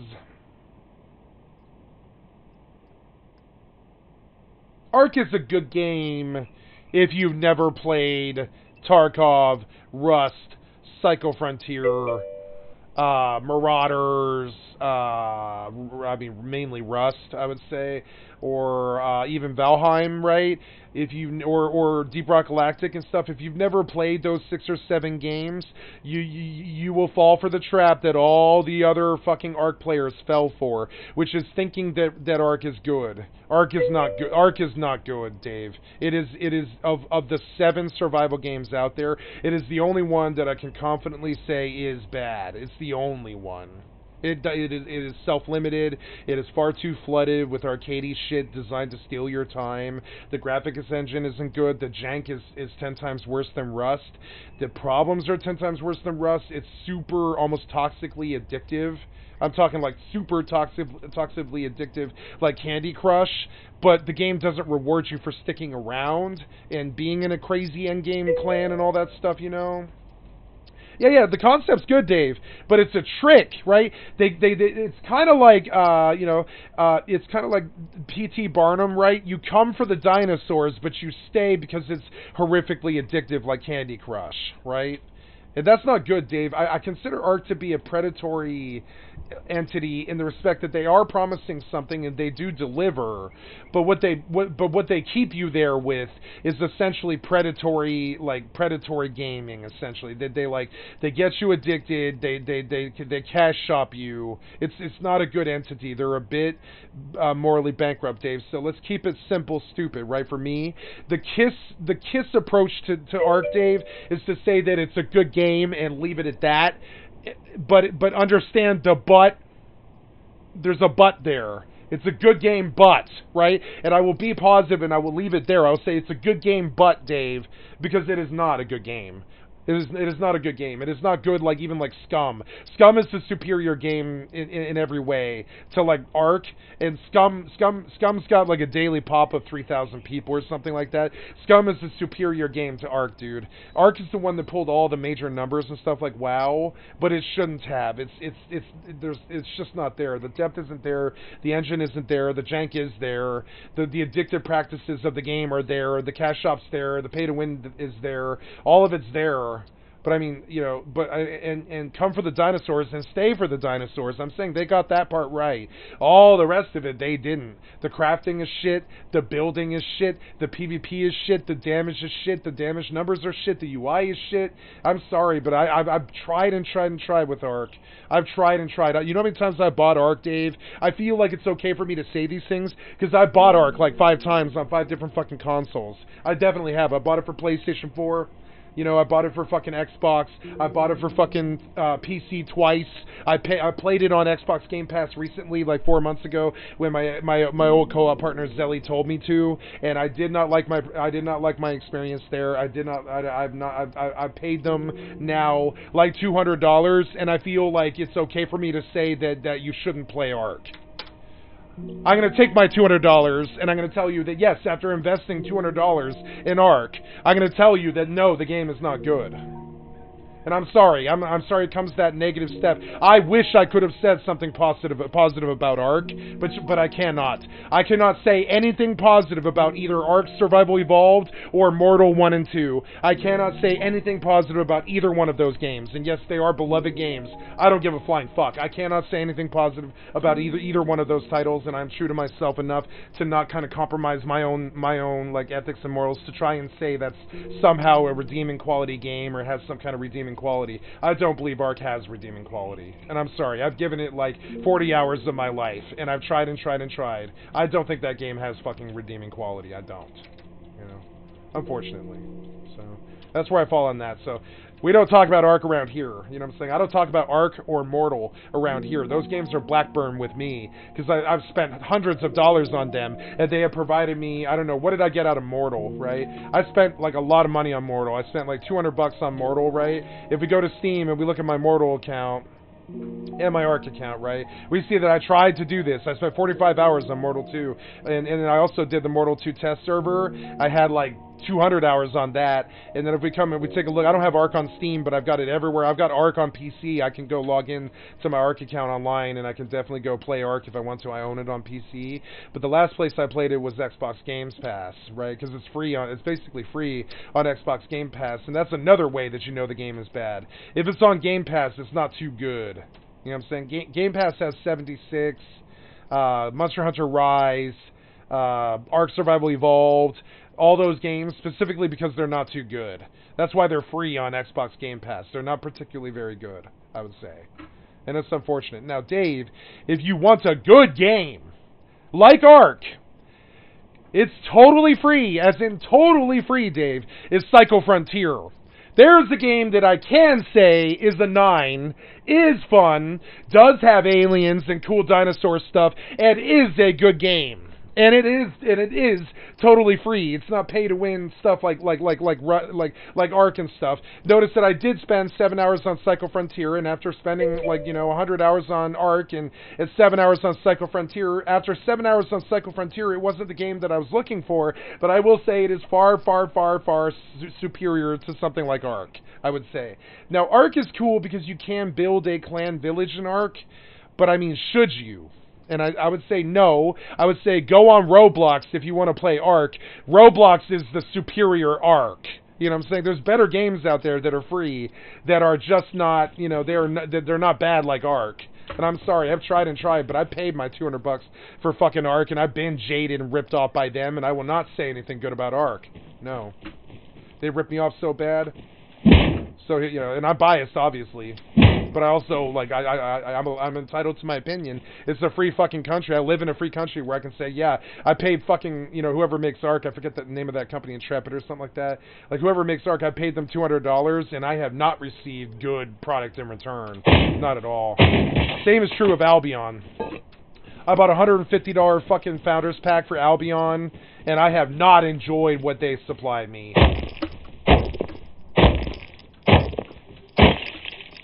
And so, and I'm entitled to my opinion. In my own defense, most of the time, I will look at only the positives of a video game, and I will only deliver them to you. And so when I'm hitting you with something totally negative, it's probably because the experience is negative. You know what I'm saying? I'm that guy. I don't want to talk shit about Ark. I really don't want to talk shit about Ark or Mortal. But I will talk shit about Ark and Mortal for the rest of my life because they are ripoffs. They are scams, and they are bullshit. They are bad games. Let's take a look, right? You want to see it? Ark's been out for 7 years, but it cannot maintain. You want to see it in real time. We can look at what I'm saying in real time. You know what I'm saying? I'm not alone in thinking this stuff either, right? So notice we got a Lost Ark up there in the top 5, but we don't have an Ark. No. See, we go down here at number 18 or whatever. I'm sorry. Yeah, down here at number 19, right? We see that Ark has 60,000 logging on every day. Rust isn't much better, but I mean, Rust got triple that. Unturned got double that. You know what I'm saying? Of these games, Dave, if I were to choose between Unturned and Ark, I'm taking Unturned, which is absolutely free to play. I'm taking Unturned over Ark, Dave, and I wish it wasn't like this, but it is. Ark is not a good game. It's not a good game. And I feel fairly, ooh, Dark and Darker, huh? Dark and Darker demo's out. Let's go take a look at that, huh? Good games coming out, guys. Dead Island 2, Harry Potter's Legacy is starting to look pretty good. There's good games coming out here. Yeah, sure. Let's listen to Forrest. I like Forrest. Let's see what he says. So there's been a new game all the rage recently. It goes by the name Dark and Darker, and it's real good. A bit janky, but really, really good. It's been eating up most of my free time over this past week and seems kind of to be a shining example of indie design done right. Every so often we'll see a small studio come along that just so happens to strike the perfect mix of elements to create something that feels fresh and novel. Yeah, like Rust. See, Ark tried to do that their entire career. They didn't manage it. Rust did. Unturned did. Roblox did. Fucking, even Scum, I think, managed it. But I don't believe Ark did. I don't think Mortal did. I look at those as straight up cash grabs, scams. I call Mortal and Ark cash grab scams. It is just a slightly new combination of existing ideas, which Dark and Darker is. I think the best way I could describe it would be, imagine if you took the wonky combat and movement of Morrowind, the round-based loot and extract mechanics of Tarkov, and put all of that together in a super dark, dangerous, and heavily Dungeons and Dragons inspired world. That, in a nutshell, is Dark and Darker. Also, no coincidence that the abbreviation for Dark and Darker is D and D wearing the influence on their sleeve, and it's for good reason. To me, this game delivers what I imagined in my head when someone first described Dungeons and Dragons. Not in the literal sense, like not the actual tabletop game and rolling the dice and telling a story. No, it's not that, but more so the picture that painted of an adventure through a dark dungeon that's full of surprises, traps, deadly creatures, and other players, all in the search of loot. Dark and Darker really delivers that dungeon diving fantasy. They do a great job of it. So it all starts with the process of selecting a character. Currently, there are 6 in the game. They are the Fighter, Barbarian, Rogue, Ranger, Wizard, and Cleric. Like D, very good. Indeed, each of these Cleric come with their own. Cleric! Is the healing good? Ooh, is the healing good? Is the healing good? It's probably good, but you gotta have friends. You gotta have friends who play the game. I don't know, man. What are you saying about this release date for? I doubt it's out. I doubt it's out. It's like, what's the release date, right? Dark and Darker release date is. Ooh, is the healing good? It couldn't possibly be good. Popular gaming, straight to 24,000 hours watched. It's role-playing by Iron Mace. When is the Darker launch time?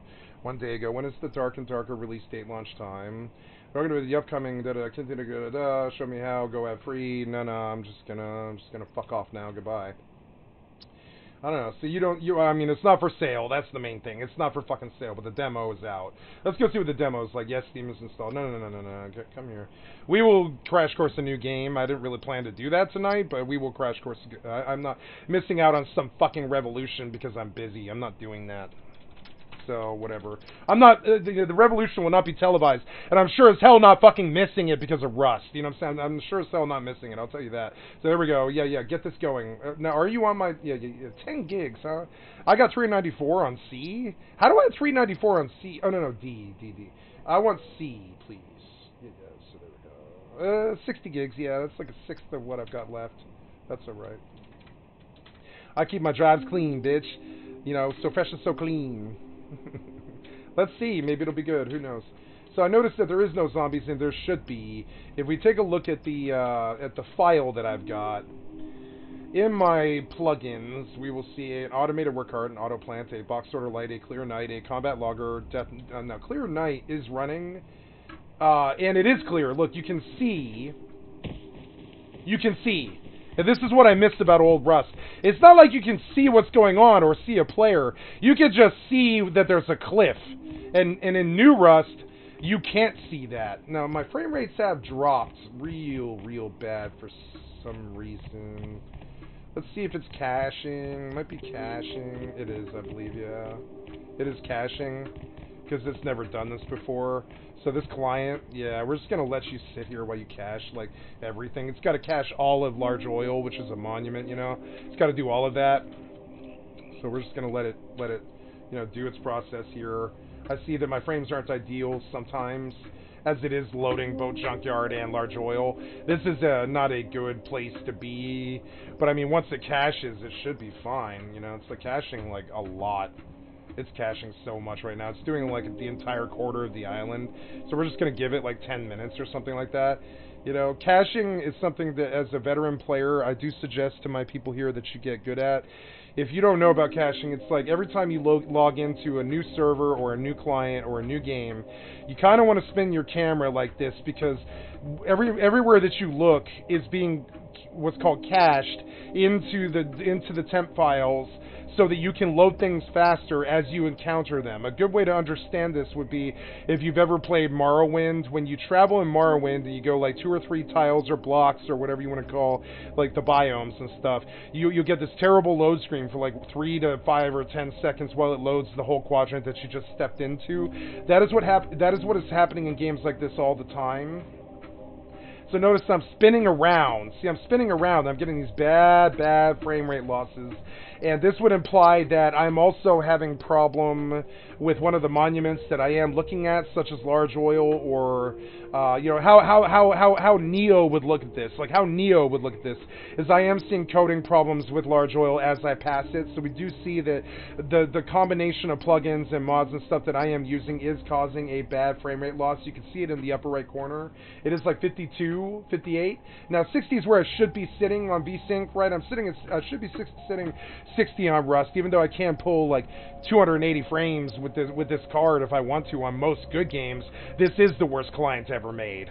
So I mean, it is. It's both the best and the worst client I've ever seen. It's the best and the worst client I've ever seen. I don't know how that's possible, but it is. So we keep trying to get it to cache, and we notice that the frames have solidified now at like 65, and I'm not getting this terrible like chugging frame rate loss. See it? And notice how long it did take to cache. It was a while. It was like 45 or it was longer than that. It was like 3.5 minutes or something before I could spin my camera a full 360 like this and not expect to lose 55 frames. This will cost you gear and loot. It will cost you.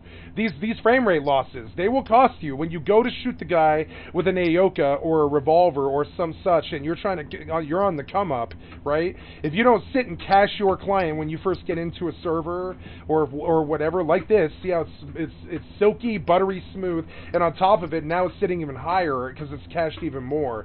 It's sitting at like 71 now. See, it's like 67 to 71. This is how a veteran gamer looks at his environments around him and ensures that he doesn't get a bad loss on some kind of gamble that your frames won't fucking drop when you try to go Aoka that AK kid on a brand new server that you just came into. You must sit somewhere in a bush and spin circles, and if it's a brand new server, until your cache and your frames solidify at exactly what your frames should look like each time you have something on screen that should eat your frames. Like so it took a while for all of Junkyard, every asset in Junkyard and every asset in Large Oil to load, because I am looking at Large Oil, and while the scientists are there, if I were to look out there with like an L9 and a 16x scope, I probably could see. No, it's out of render. I wouldn't be able to see the scientists. It's out of render, but they are there because I'm looking at it. So not only is every asset in both Large Oil and Junkyard loading, you're just going to be like, oh, Rust is a garbage client. I can't stand the frame rate. Why is the frame rate on this new server so bad? Oh, well, it turns out you had it load basically the two most busy, asset-rich, cluttered, monuments in the game. The only two that'd be worse would be I would say Underwater Labs or Large and Small Oil, and that is Small Oil, I believe, which is why it's so close to me. So Small Oil is it's Small Oil's an interesting. Oh, I'm gonna do amazing things, guys. By the way, I'm gonna do amazing things on this server, such as I'm gonna build a fucking road all the way out there to fucking to Large Oil. I'm gonna build a road all the way out there to fucking Large Oil, and I'm gonna drive in my car out there. No, I'm not. You know what I'm gonna do? I'm gonna build a boathouse with a helipad all the way out there, right where the priv ends, right? I'm going to build a boathouse where I can literally stand on the tower of the boathouse. I know where I'm going to build my base on this wipe, and maybe it's good that the zombies aren't here. Maybe it's okay. I don't need hardcore mode anymore. If I'm on a server with the map information, it makes it too easy for me, and it removes a lot of the exploration. So this server, I'm gonna call this wipe dead, and I'm gonna call the shitheads that were on the wipe the cause. You know, I'm gonna call it, we know what the cause is. The shitheads who stalked me and the shitheads who wanted to sit outside my base on a 5-pop server and shit. That is why I left live service Rust, and I'm not ashamed to do it. I'm not ashamed to do that. Come on, win. Come on, win. Win. Yeah! And I'm definitely going to load. The RPG mode should have loaded, and it has not, and I don't know why. I don't know why I have not got my RPG mod loaded on this server, so I will need to drop out of the private server and mess with some UMod and Oxide plugin stuff, but I mean, I don't want... hey, cool, I pulled a bone knife off that. That's pretty good. I'm just gonna keep it, you know, done with that. It's some this is not hardcore. It is not hardcore, and I like hardcore. I forget how that you do, how it's to do a, like a hardcore designation. I forget. Oh, I'm gonna die of the poison, huh? I am gonna die of the poison. That's okay. Maybe some bandages might be a good idea here. No, I am gonna die. I'm gonna die. That's alright. That's alright. I don't have anything. I'm just, like, I don't remember the poison being that strong where it ticks down for like 20. I don't really remember that, but okay. One of the problems is the RPG mod on this server is not running, so we will have to go look at the list. We have Experience is the mod. It should be running. I'm going to go back all the way to the start of this server's history, if I can. Yep. And so we're gonna. Why? I mean, I need you to not do this. I don't know. I need you to actually let me have what I'm looking at, please. I need you to actually let me do it. There we go. Yep. I don't know why Windows would ever make their CMD prompt this incompetent, but here you go. Windows makes billions of dollars, and I couldn't tell you why. I couldn't tell you why. I don't know why CMD would ever be this incompetent, but it wasn't in 1995. It was a lot better than this. So I don't know what happened to Windows here, but I mean the incompetence is clear as day. When Windows 95 did the command shell better than goddamn this did better than, you know, Windows 10. Why did Windows 95, which is 10 previous versions before, do command prompt stuff better than goddamn Windows 10? I really wouldn't. I do not know the reason why. I would never know the reason why there isn't one. So we are looking at, yeah, so all this stuff loaded, it's good. We're having a problem with TARP LOD1, whatever that is. We're having a, yep, that it really doesn't like that TARP LOD1. Star Smash at TARP LOD1, I don't know what that is. But anyways, that is causing some bad bugs on my server, we'll see. It might even be causing a frame rate. So, yep. So respawn, hopefully we can get back to our body here, I kind of doubt it. Please respawn. Why is your client so goddamn janky and bad? Alright, whatever. When you can't even get a respawn out of it, you gotta kind of wonder, why is the client still that janky? You guys made your billion. Why is your client that janky still? I can't respawn. Jesus Christ. I can't respawn. Alright, well, so this server's got some problems. We're gonna get off it, because apparently that didn't work. So now, I'm looking for proof somewhere here that these plugins loaded. And we're looking for...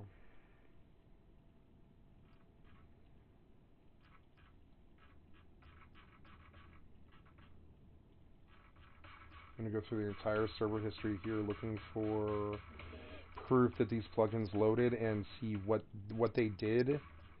Do you see how really horrible this actually is? How really incompetent it actually is? It's kind of like you discover the other side of Rust and how basically they've never built a server before. It's weird because they're the most premier make your own server game in the world, but they've never built a server before. They don't know how, or they don't know how to make their client do it. One or the other. I would say they probably don't know how to make their client do it with a front end. So when you look at the underbelly of Rust, you see this mismanagement of really important things that you just never. I made these assumptions when I went into private server stuff that all of the process would be streamlined and that it would be accurate and it would be easy. Just on the base assumption, kind of. It's sort of like the base assumption of like, oh, I'm falling into the ocean because I jumped out of a plane. My assumption is that I'm going to get wet.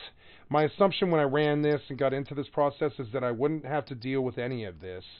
And I absolutely did. And the incompetence of it is frankly profound. It is profound. It is like turning over this beautiful woman who's naked, sunning on a beach, and you turn her over to apply some suntan lotion, and there's nothing but rot and decay and a dead corpse back there, and you're like, oh no, this is what's actually underneath. And it's frankly profound in its incompetence. And I know I'm talking a lot of shit, but I mean it is. It's profound in its incompetence. I don't know how else to say it. It's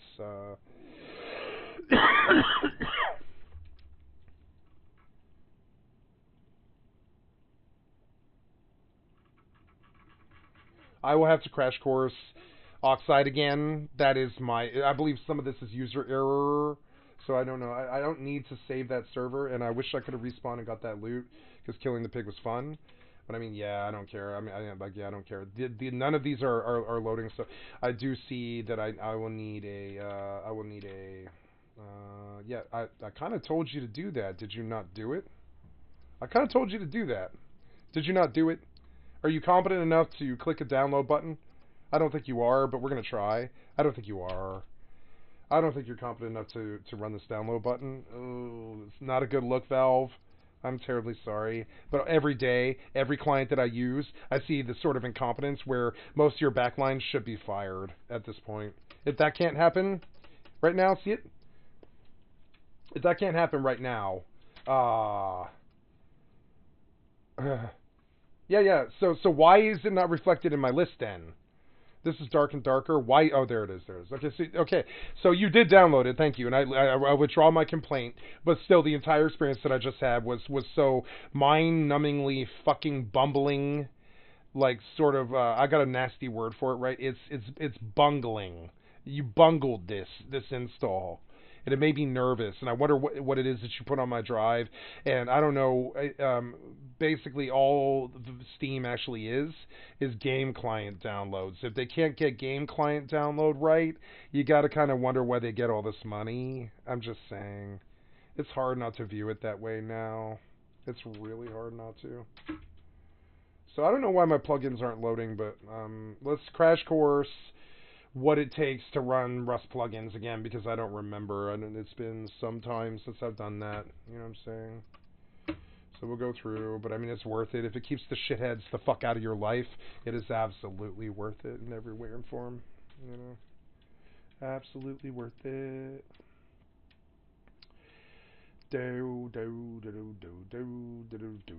Rust installing plugins guide, I would say. Click install Ultimate Service of plugins and command guides. I think this one is good, but Rust server, and I'll show you how, the quick and in-depth way. A dedicated server will give you the freedom to test out features, practice your aim, record a video, or play with a few mates. The first step to installing plugins is heading over to the UMod Rust page, which I have linked in the description. Press download and you should get a zipped Oxide Rust file.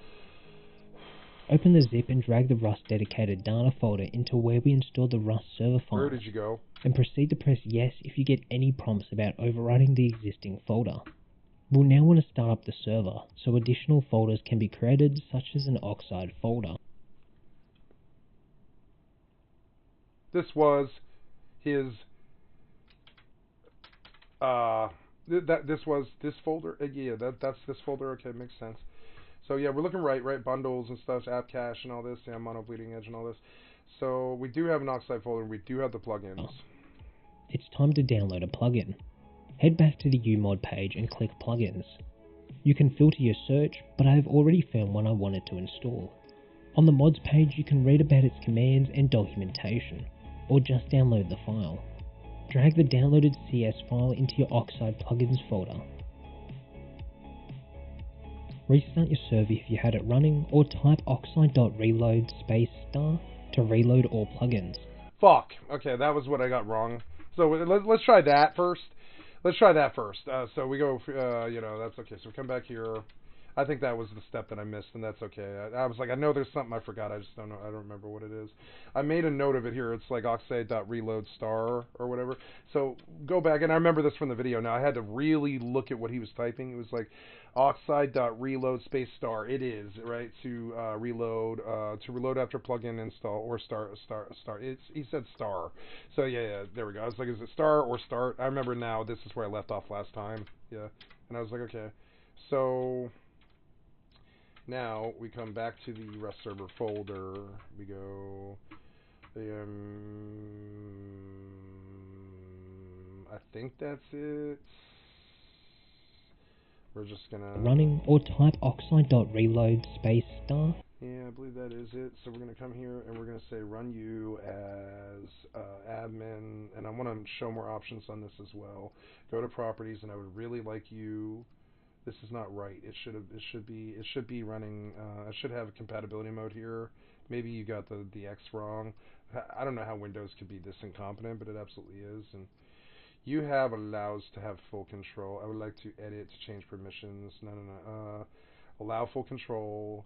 On you modify users modify etc. special permissions and all that. Yep, and administrators, right, is all across the board. System authenticated users and such. Authenticated users, but authenticated users. I don't know what that is, but we're going to remove controls off of those. That's okay. I took it away, but authenticated users, I don't even know. Maybe I shouldn't do that. I'm just gonna leave it. So. Hopefully now, I don't know why run as administrator Windows cannot find Rust dedicated. Why?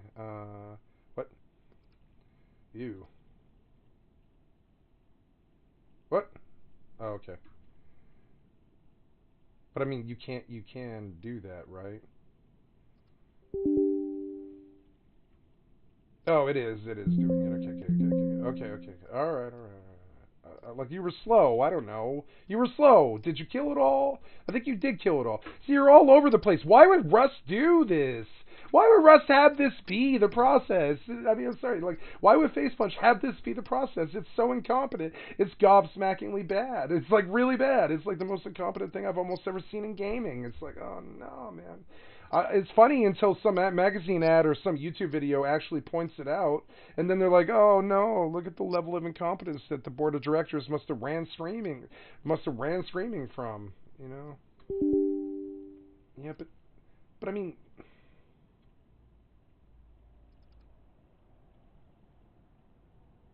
I guess I can't run that as administrator, which is one of the reasons why.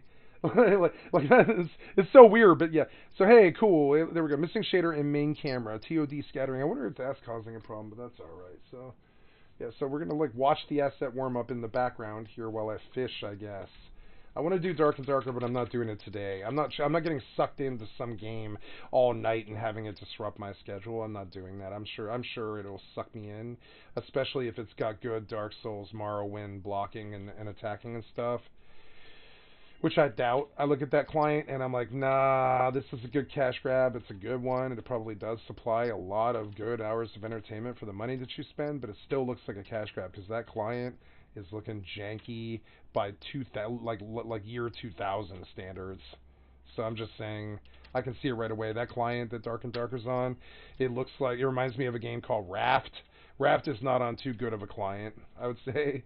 It reminds me of something really base. I don't know. I'm not going to make bad negative connotations about Raft. Raft is a great game, but the engine that Raft uses is kind of janky, and that's what I'm seeing out of this Dark and Darker experience a little bit.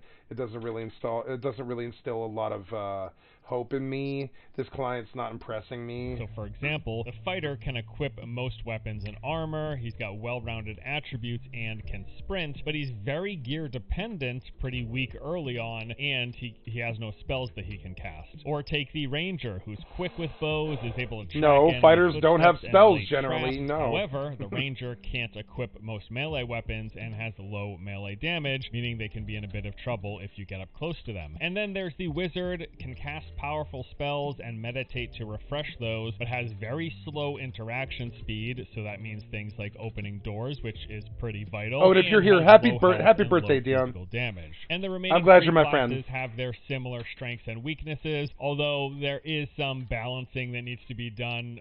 We expect that to happen because after all, the game isn't even released yet. They're just doing early testing, which is pretty crazy for a game that has become so popular so very quickly. Now, since I've been playing mostly solo, I started out with the rogue. I assumed that was the best bet. They got stealth after all. But later on, I ended up spending a bunch more time with the wizard and ranger. And while I like all of them for different reasons, I felt like I've had the most success solo, sneaking, being stealthy, dealing with groups of other players, and dealing with the PvE on the ranger and the wizard. It hasn't been as successful for me, at least on the rogue. The rogues are very strong. In fact, I think solo rogues right now are topping the kill leaderboards that they have in the game. So don't think rogues are weak. they're not. I just personally have had way more success going in and solo extracting as a ranger and or the wizard. A lot more fun with the wizard. They're a lot more technical. It's kind of crazy already. I can just see that there's going to be a very, very high skill cap for wizard players because already we're seeing crazy outmaneuver plays with haste and invisibility, sneaking around, and then like fireballing and chain lightning in groups of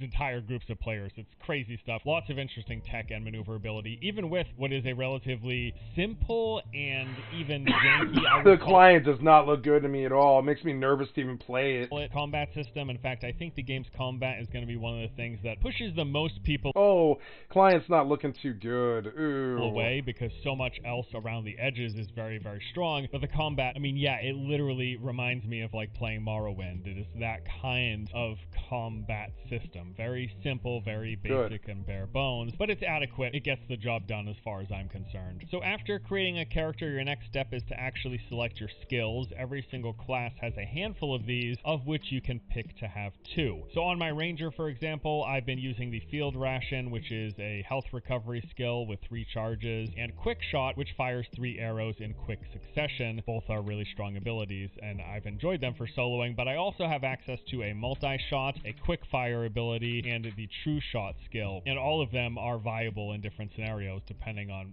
playstyle. And then after you pick your 2 active skills, you have your perks. These are basically passive buffs that will enhance your attacks, your abilities, and your various spells. Every class looks to have about 9 or 10 of these perks in total, and when you first make your very first character of a class, you will get to pick one of them, and then once you play the game and level up, you hit levels 5, 10, and 15, you can then unlock 3 more passive slots for a total of 4 slots. So on my ranger, I picked the perks that increase headshot damage, bow draw speed, attack power, and bow move speed, but sometimes I'll swap those for some of my other options. Like I've got the option to see recent player footsteps or lay traps faster. I can increase my hearing distance. Lots of really cool, interesting abilities. And it does seem that even within the confines of each class, where while each class has their very specific strengths and weaknesses and they fill certain roles, between selecting what 2 active skills you want and then the 9 to 10 total passives depending on which 4 you select, there does seem to be a bit of variety to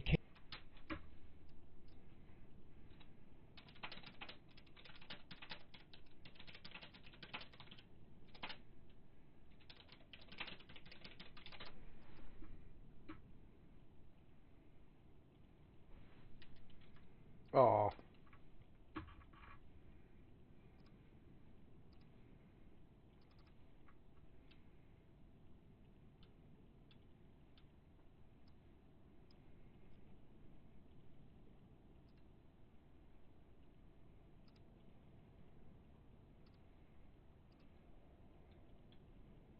That didn't work? Okay.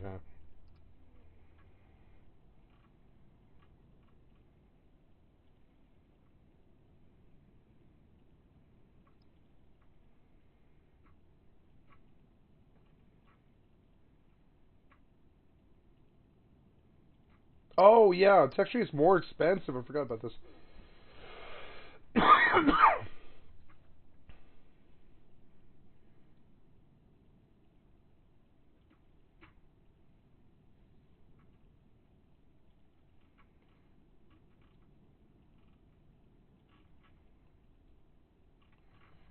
This is, see, is that, okay. That was, what did I have? It was like, oh, you opened it, but it's not, this is not it. It's, oh, Jesus, yeah, last pin content, all that, yeah. So,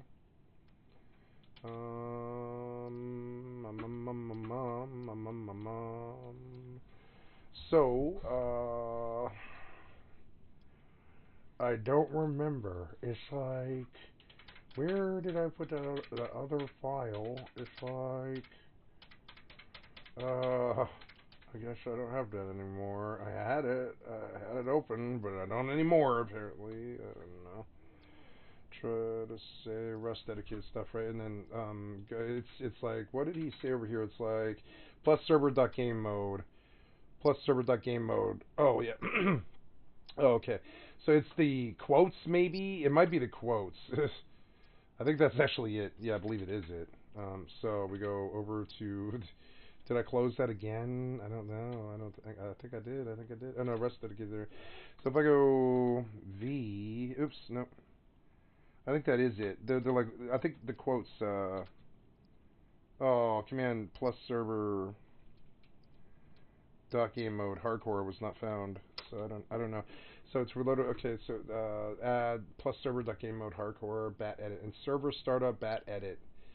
It's server startup bat edit. Right. Server startup bat edit. It's like this thing. I think rest server start Windows batch file view, or no, I mean open with, or I don't know. Like, yeah, this thing I'd like to open. Oh god, it's like, how do you even do this? Plus server dot game mode dot hardcore. Maybe I better YouTube this because there's some concept of this I'm not really getting because the command isn't working. It's like so annoying. I'm not trying to put like ping info. So Rust installing, Rust turning private server hardcore, right? How do you do that? Rust on hardcore is easier than you think. I play solid Rust mod server, Rust got PB aggressive instrument, smart value hardcore Rust workaround. It's how to get a map for hardcore mode. Oh yeah, there's a workaround for that. Jesus Christ. How to get private servers on hardcore mode, right? Doing currently? No, come on, man. This is not what I'm trying to do. Rating on hardcore mode, playing Rust on the hardest server, Rust hardcore mode, 360 route, classic rails, I don't know. So just say Rust turning. How to turn Rust. How to turn private server. How to turn private server hardcore, right? Yeah, but this is wrong. It's wrong.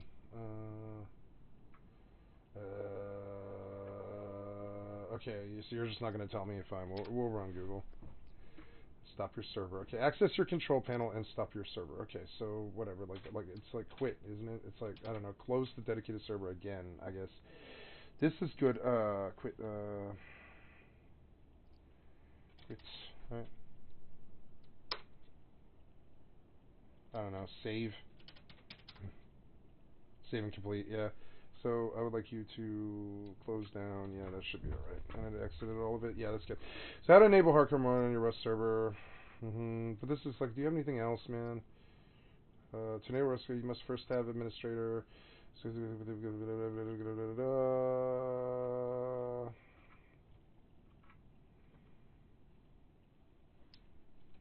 The startup config, and I don't remember where that is. The startup, where is it? It's like server. No, it's not my server identity. It's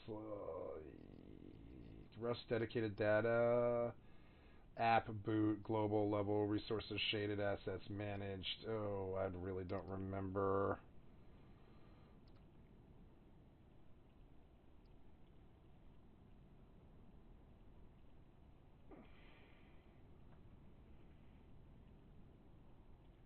Yeah, but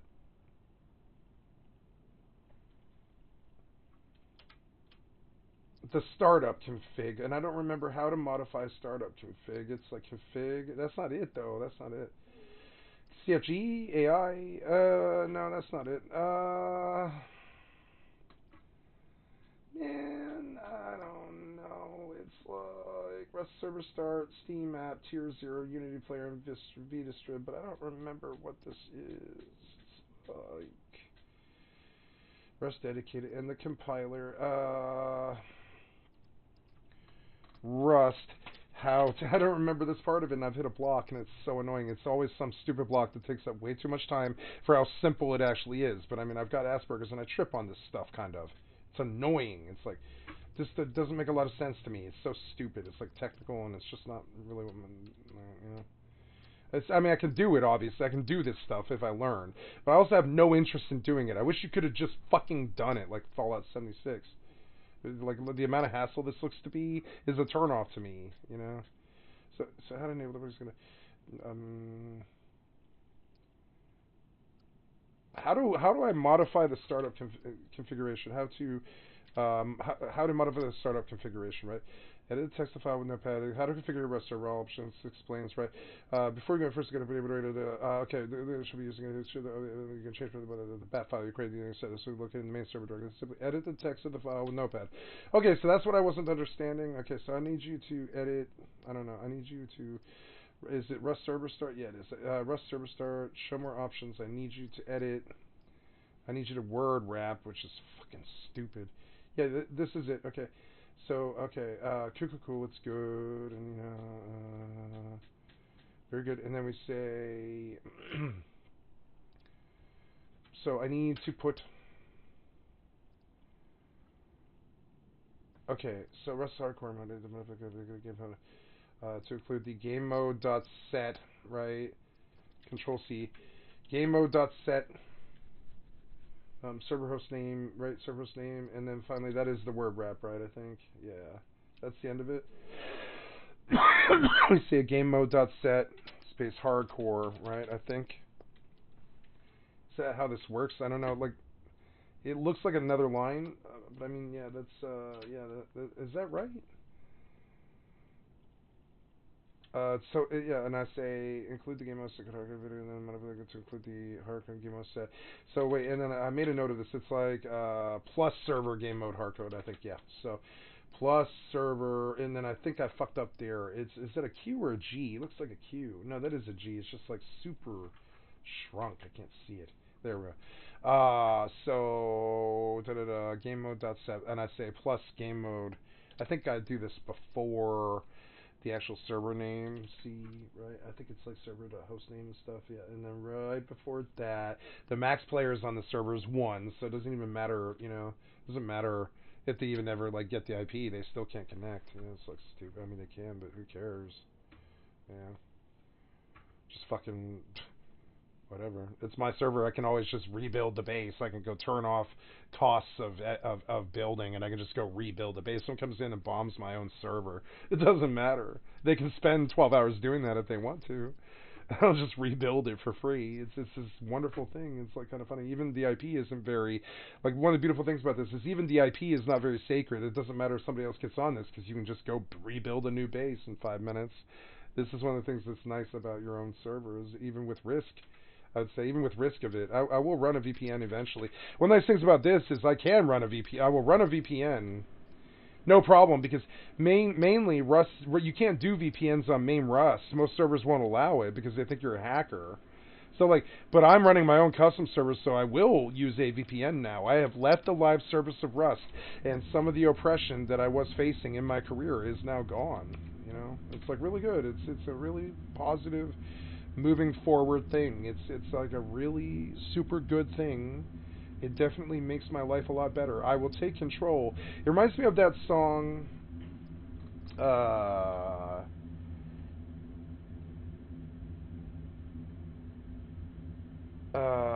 it's Incubus, Tomorrow, right? Where it's like, he's like, sometimes I feel the fear of uncertainty staging clear, and I can't help but ask myself how much I'll let the fear take the wheel and steer. It's driven me before, and it seems to have a vague, haunting mass appeal, but lately I'm beginning to find that I should be the one behind the wheel, right? Whatever tomorrow brings, I'll be there, with open arms and open eyes. So if I decide to waver my chance to be one of the hive, will I choose water over wine and hold my own and drive? It's driven me before, and it seems to be that way, that everyone else gets around, but lately I'm beginning to find that when I drive myself, my light is found. Whatever tomorrow brings, I'll be there. You know, would you choose water over wine? Whatever tomorrow brings, I'll be there, etc. Because, like, you know, I'll be there for you guys all day long, you know. I'll be there for you every day, but I cannot be attacked by other humans. I can't do it. I've got PTSD. I just don't have the capability to do that. I will remove all of the other people out of my life. I will absolutely do that. I cannot have outside goddamn influence. I just cannot. It's not something I'm capable of anymore. It is a very bad life change. It's a bad life change, but it is what it is. It makes me happy. I'm going to cut everybody out. I'm going to get them the fuck out of my life. They've been nothing but negative. I'm done with them. They can go suck 50 billion bags of dicks and enjoy their lives of sucking 50 billion bags of dicks all day. I mean, they can go on and go fuck themselves. I'm done with the outside influence in my life. I'll sit and Andy Warhol this motherfucker. I don't care. I will sit and Andy Warhol this motherfucker by myself. Ooh, did you save? I don't think you did. Damn it. Stupid ass Windows. Did you say? Yeah. Okay. Here we go. So now we should be alright. And we fire it up. Fire it up. Fire it up. Get the people out of your life. You know what I'm saying? I'm sick of the negative. I will force positivity upon my life. I will literally rape my own life. I will rape my own life and non-consensually force my life to be positive. You know what I'm saying? I will force positivity upon my life like rape. I will force the positivity upon myself. I will do it. I will exit every last motherfucker out of my fucking life until the positivity reigns. You know what I'm saying? And I'm sure it's not a permanent solution, but it is right now. It's like a permanent solution for me right now. It keeps the people the fuck out out of my business. Stay the fuck out of my business. You know what I'm saying? Stay the fuck up out my business. Shut the fuck up. Shut the fuck up. Stay the fuck out my business. I've done nothing but provide free entertainment for you for months, years on end, or whatever, and about a quarter of the people just attack me. And I will remove the attack. I will remove it. Remove the entirety of the possibility of it. And I'll live on my own servers. And y'all can go fuck yourselves. And you can go suck your own dicks all goddamn day and be positive and shitty to each other. You know, or positively shitty to each other, excuse me. Like you know, like the rest of your lives, you know, like go ahead and see how good that is for you. See how long that lasts. See how long, like how's clever, you know, it's like that Fight Club quote. It's like, you know, how's being clever working out for you? You know, sure, you can call it clever, or you think that you're better than other people, or you have to like you know, make them feel bad or whatever. But I don't know, man. I posit that only shitheads do that. The kind of people that get ousted by their community. Only shitheads treat people like that. Just saying. This I make the adult decision, which is cut the children out of my fucking life. I mean, not the children, as in like I don't mind kids watching my. I mean, I do. I'm adult. I'm an adult streamer. I don't. My content is not for kids. I'm just saying I cannot handle the childlike behavior out of man children. Can't handle it, and I will remove it out of my life.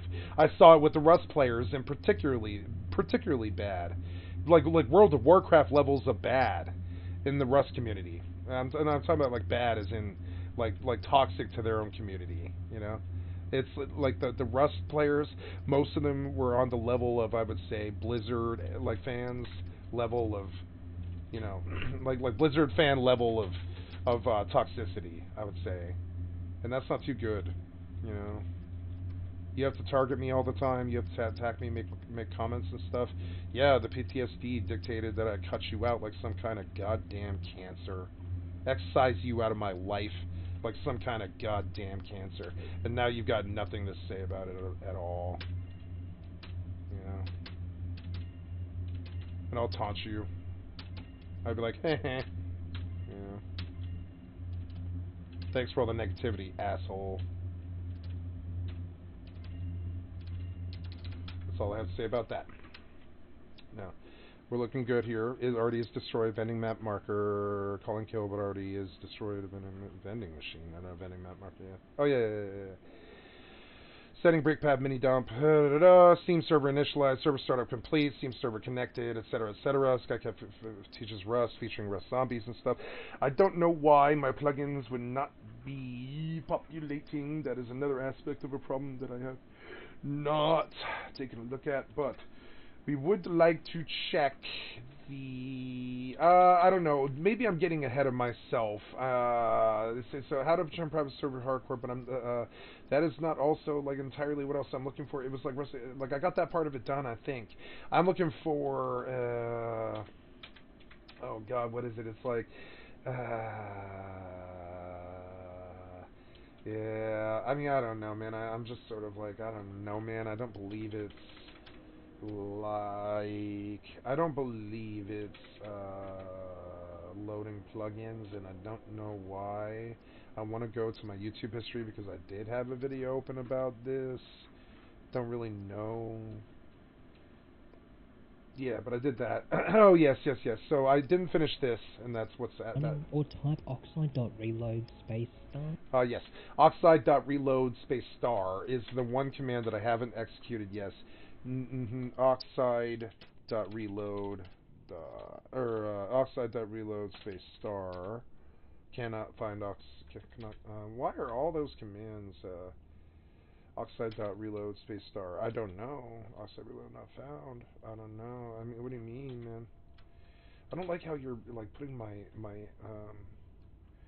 not my that. I mean, that is not my IP. It is some kind of number for. Oh, it is. It's like it's a TCP connection that didn't fail.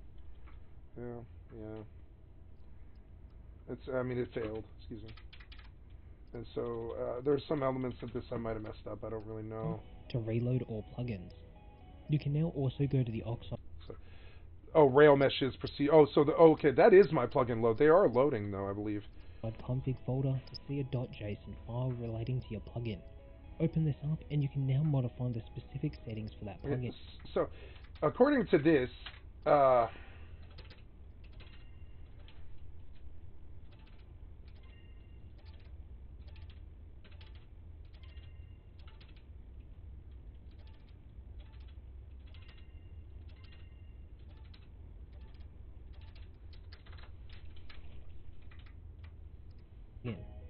Heading game and the mod should all be working as expected.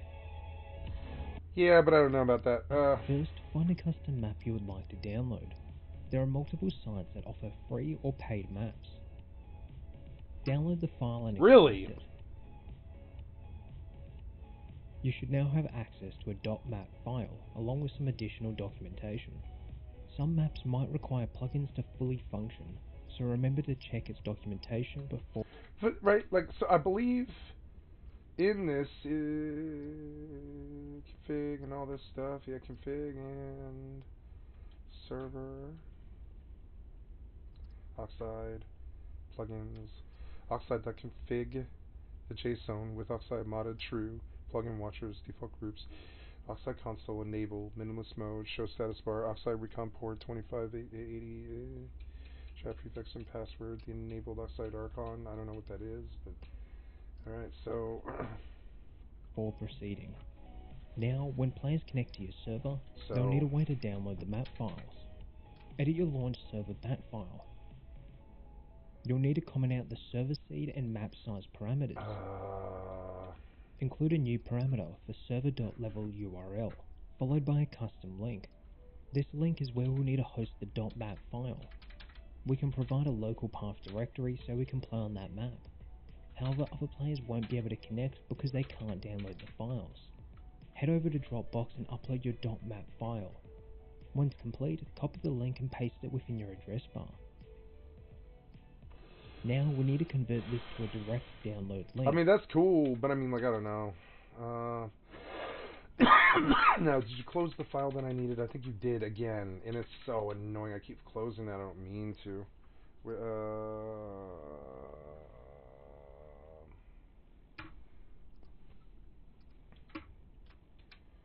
Okay, it's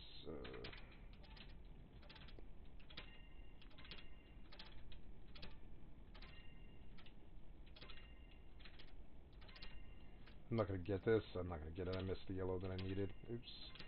I mean, maybe. Nah. See, I'm being too slow about it. That's all right. I forgive myself, you know.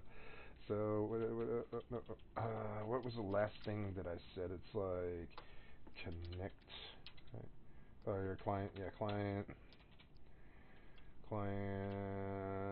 Oh god, what is it? I need that file. I need it. So, what is it? It's like da da da. I'd like to get you where I can get to you fast. It's like Rust dedicated stuff. Yeah, like take it down here. Right. Yeah. Server.game mode hardcore, right? Server.game mode hardcore, yep.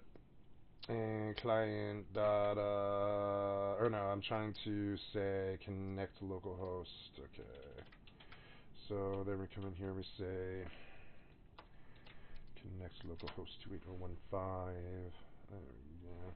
And I'm not really too interested in that, but I mean, it's my own server, so it doesn't really matter. Have fun with that, you know. Yeah, and then we'll just connect, you know. So, I mean, I don't know. Let's hear him out. Let's see what else he says. To reload all plugins. You can now also go to the Oxide config folder to see a .json file relating to your plugin. Open this up and you can now modify the specific settings for that plugin. Head in game and the mod should all be working as expected. Yeah. First, find a custom map you would like to download. There are multiple sites that offer free or paid maps. Download the file and extract it. You should now have access to a .map file along with some additional documentation. Some maps might require plugins to fully function, so remember to check its documentation before proceeding. What? Now, when players connect to your server, they'll need a way to download the map files. Edit your launch server bat file. You'll need to comment out the server seed and map size parameters. Include a new parameter for server.level URL, followed by a custom link. This link is where we'll need to host the .map file. We can provide a local path directory so we can play on that map. However, other players won't be able to connect because they can't download the files. Head over to Dropbox and upload your .map file. Once complete, copy the link and paste it within your address bar. Now we need to convert this to a direct download link. We can do this by changing the DL equals 0 to DL equals 1 at the end of the URL. When you go to the link, it should automatically. As for the admin commands, I'll provide a link to a list of all the possible commands. By typing noclip, we can fly around and clip through the world. You can speed up by holding shift, slow down with control, or by increasing the noclip fly speed by typing either player.noclipspeed, noclipspeedfast, or noclipspeedslow, followed by value. Gold will allow you to be invincible, taking no damage. This doesn't continue to apply when you log off. Debug camera allows us to enter a cinematic mode, where we can zoom in, apply cam lerp for smoother camera motion, depth of field, and use arrow keys for looking around. Next, we can type record followed by a custom name. This will start a world recording. After stopping it, we can go to the main menu's recording list and refresh to see our recent recordings. Launch it and we'll enter the world as it was. We can now noclip around, slow down time, or use debug camera to record cinematic pre-recorded events. If you'd like to test shooting players, you can spawn in a fresh spawn by typing spawn player. Or, for scientists, you can type spawn scientist. It is like the premier private server game, but they didn't give this race car a steering wheel. They didn't give a race car the steering wheel. There's no steering wheel. Learning all this, it's just, you know...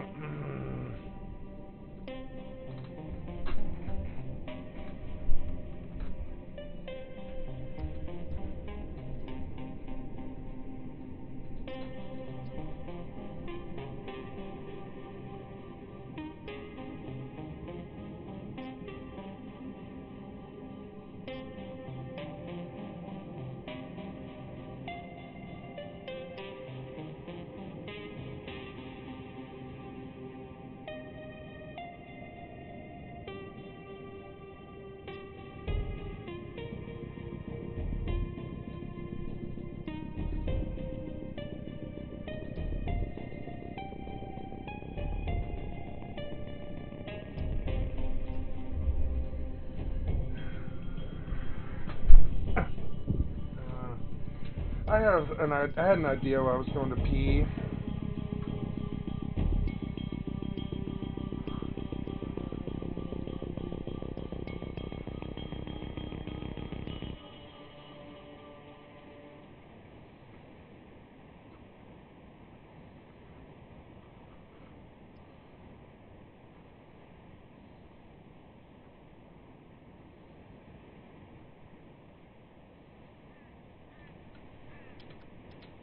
Good. No, you didn't load the hardcore mode. What? Come on, man. I wonder if that body's dead. Like, I wonder if that body's gone, actually. That's kind of funny. Is the body gone? Yeah, it's been too long, huh? That's okay. But I mean, why are you not loading hardcore mode? It just seems stupid. Like, why is that not happening? Why aren't you loading hardcore mode? I can't get you to do it. What? I don't know, man. Like, you should have loaded hardcore mode. I don't know why you didn't. Like, why didn't you load hardcore mode? Like, I put it in the goddamn settings. See, like, this stupid ass shit is so incompetent what they built. It's like, oh, yeah, it's like cringe when you see it. You're like, oh, no, I gotta go do another 45-minute crash course now on getting a single command to work. And you're like, oh, no, why are you this incompetent? It's like, I mean, I'm incompetent too, but you had both, and it's not a good, you know.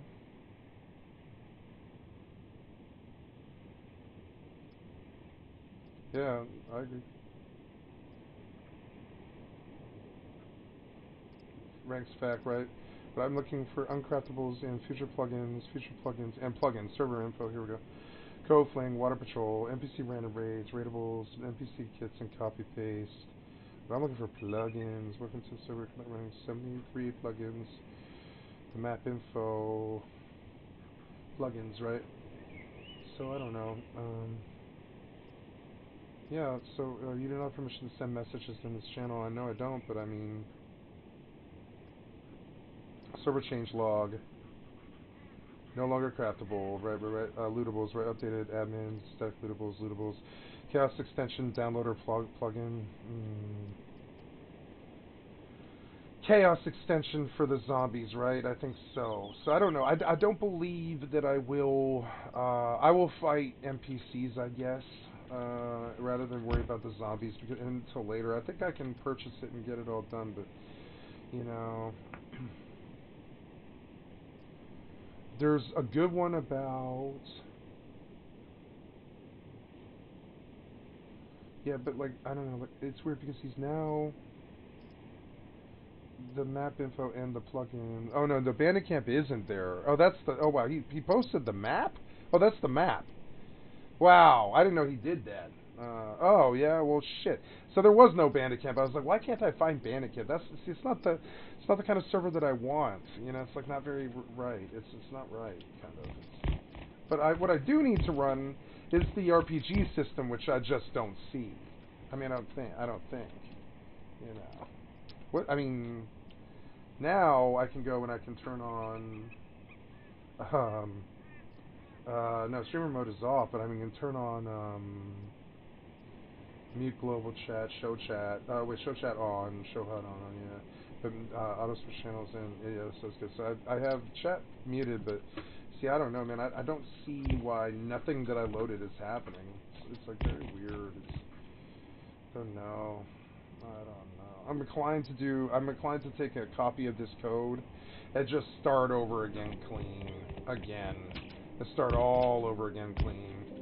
I mean, see, it should be loading. I don't really see why it wouldn't be, and I don't want to fight these kind of problems. I really didn't want to fight these sort of problems. I was scared that it might happen, but I mean, I don't know. The compiler, right? I don't know, man. I think I am going to shut this server off now. It's unfortunate. And I'll just keep working on it. You know, I mean, it's not an easy thing, this. It should be. There's no reason why it shouldn't be. But it is not an easy thing, I guess, you know. So what do we have here? I would like you to save. I don't want to save. I don't care. Just close it. See, procedural rest map, procedural map. You should have loaded hardcore. I don't really see why you didn't, you know. We come here and we say rest server start, and we edit it. We go to show more options and we edit it. Did you get hardcore mode in that mofo? I see plus game mode set. Hardcore. I mean server host name and all this. I don't know. Maybe I have to do its own line. Oh, game mode set hardcore. I have it in twice. That's maybe why. So that was part of it. But the other part of it is the XP stuff is not loading. The XP is not loading, and that's very bad. But I mean, it's there, and it's like, man, it's the one thing I want. It's not running, and it's driving me crazy. It's like, man, what are we trying to do here? We're saying oxide, data, death notes, diseases, image library, playtime tracker, server armor, experience, right? automated trains and info. So is this wrong? Is that kind of is that wrong? I don't know, man. I don't know, man.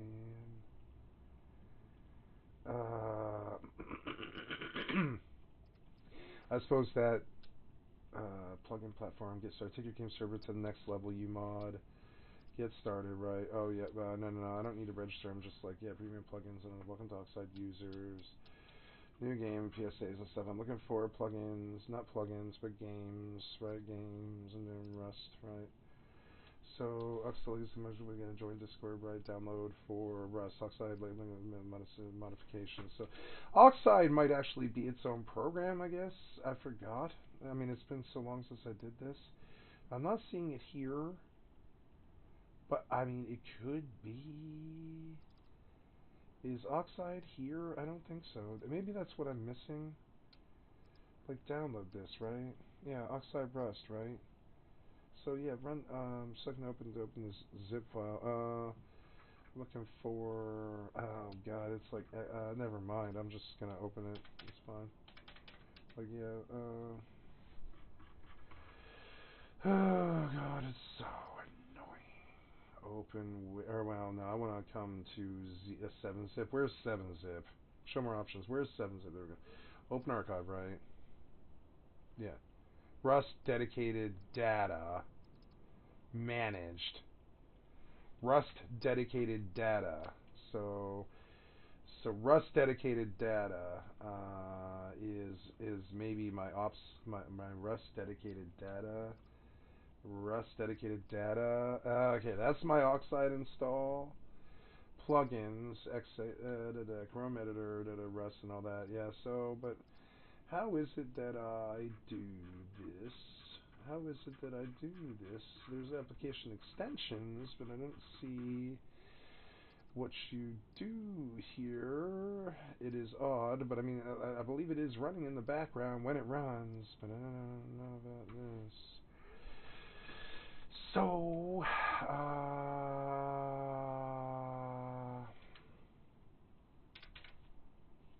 maybe I better crash course again.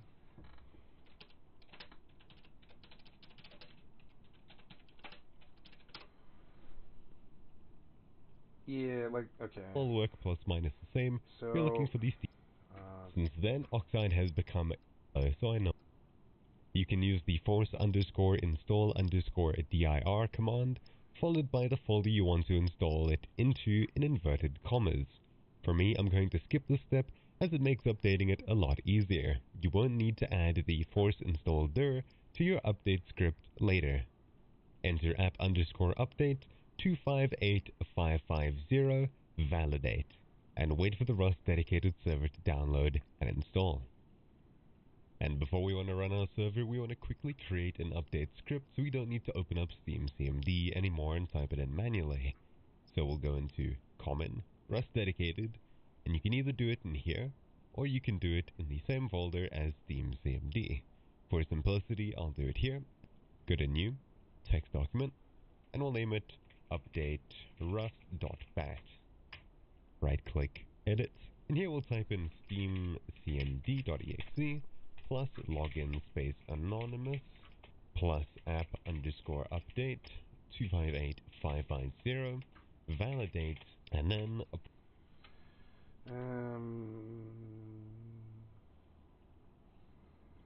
okay.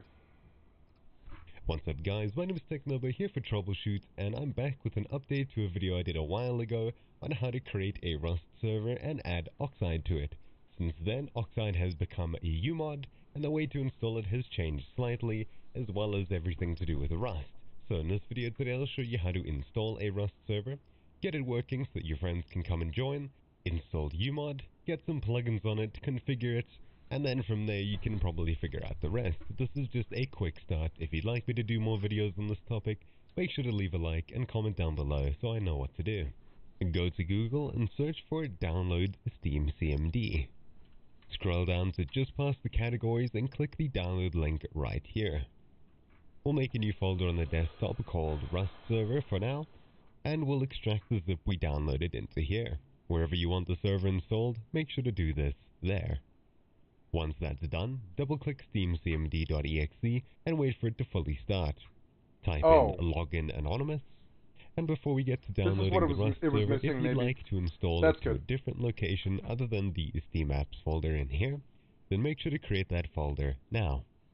You can use the force_install_dir command, followed by the folder you want to install it into in inverted commas. For me, I'm going to skip this step as it makes updating it a lot easier. You won't need to add the force_install_dir to your update script later. Enter app_update 258550 validate, and wait for the Rust dedicated server to download and install. And before we want to run our server, we want to quickly create an update script so we don't need to open up steamcmd anymore and type it in manually. So we'll go into common, Rust dedicated, and you can either do it in here, or you can do it in the same folder as steamcmd. For simplicity, I'll do it here. Go to new, text document, and we'll name it update rust.bat. Right click, edit, and here we'll type in steamcmd.exe plus login space anonymous plus app_update 258550 validate, and then a plus quit. Go ahead and hit Ctrl S, and if we were to run it, it would do exactly this just for updating the server. So usually you'll only need to run this when the Rust update comes out each month, but if you're having issues, you can always run it and it validates the server files as well. You can go ahead and quit out of that, and we'll leave it there. Go into Steam Apps, Common, Rust Dedicated, and in here we'll make a new bat file as well. We'll call this start.bat. Again, right click, edit, and then we're going to go ahead and copy the command down in the description below. Echo off, :start, a bunch of Rust stuff, and then go to start. Basically what happens here is this is a loop. If it goes down the server seed, world size linked in the link of Rust. So, and this new internet, you just want to eventually save this, and eventually it'll start. I also server port, you open up localhost, I'll use localhost to connect to it. I'll go ahead and open up console with F1, connect, and then we'll paste in localhost, 28015. Hit enter, and go ahead and close that, and you should see that it's connecting. As soon as we manage to connect, you'll see that our name and everything else pops up here. And there we have it. You can see that we've connected to the server, and we can stand up and walk around. If you have friends, they could also join at this point. But that probably isn't what you're here for. You want to see how to install the new Oxide, which is called UMod, and put some plugins on it, because right now, it's a pretty bland server. Sorry guys, I did not mean to hit my microphone. And even I'm such a bad habit of that. Now usually to close your server, you can just type in quit, and it will save the map upon exiting. If you don't think that'll work and you want to double, make sure that it's going to save, you can use server.save. Typing in quit and hitting enter does the exact same thing. It saves, and then it shuts down immediately. If it restarts like this, don't be afraid to just kill it like that, because we have got it starting in a loop. We can go ahead and close out of that, and return to this base folder. To install UMod, head back to the browser of your choice and type in download UMod. We'll go to the first link, pick Rust, and it should download here. We'll click it so it opens when it finishes downloading. Once it's finished downloading, you can just drag and drop this folder here into the one here, where it says that it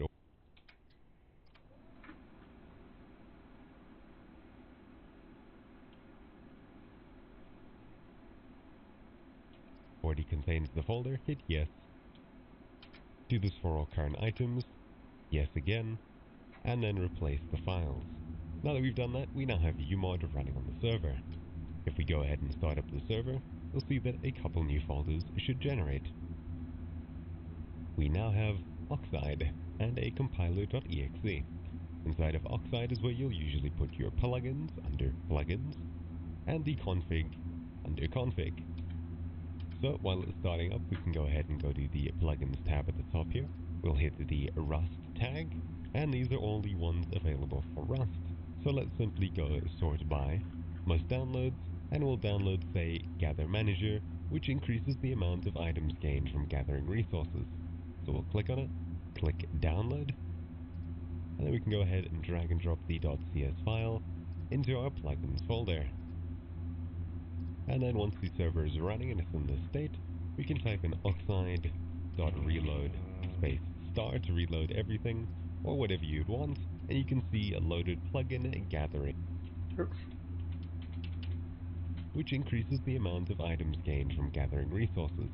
So we'll click on it, click download, and then we can go ahead and drag and drop the .cs file into our plugins folder. And then once the server is running and it's in this state, we can type in oxide.reload space star to reload everything, or whatever you'd want, and you can see a loaded plugin gathering manager. Now that that's done, we can go to config, and you'll see that we have a gather manager.json. Open it with the text editor of your choice, and we can go ahead and modify things here. If you're unsure of what things do, we can go back to the umod page for the mod that we downloaded, and you'll see a bunch of commands here. Here's a couple of examples down here. Gather.rate dispenser wood 10. Gain 10 times as much wood from hitting trees. So we'll go ahead and paste that command in here, hit enter, and you'll see here that it returns you have set the gather rate for wood to 10 times from resource dispensers. We can go ahead and set that to some crazy number, just to set an example. Now before we're going to join the server, we're going to give ourselves admin, because usually you'll need to disconnect and reconnect in order for admin to register. So for that, we need our Steam ID. Head across to your Steam page, and if you see this link at the top ending in /profiles / a bunch of numbers, you can go ahead and copy these numbers. Inside of here, we'll type in owner ID, followed by your Steam64 ID, and an optional username if you want. I'll go technobo, and then for ID, and a pin across in order for admin to register. So for that, we need our Steam ID. Head across to your Steam page, and if you see this link at the top ending in /profiles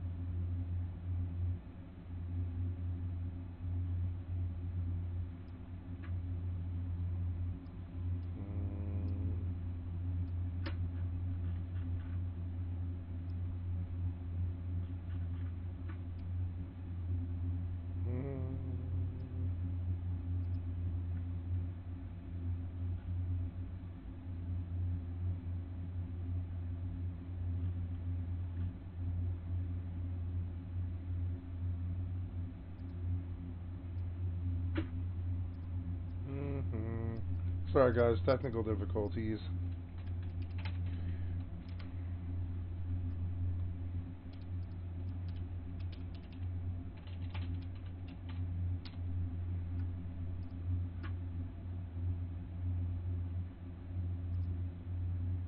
Oh, come on, man. So annoying.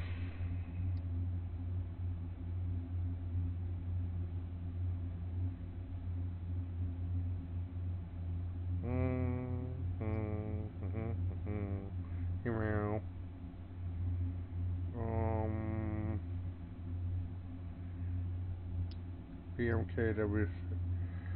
VMKW7.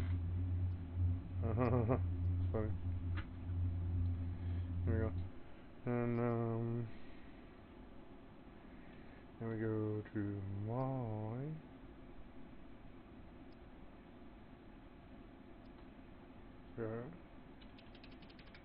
Okay. We can do this by changing the DL equal 0 to DLE was the .bat file.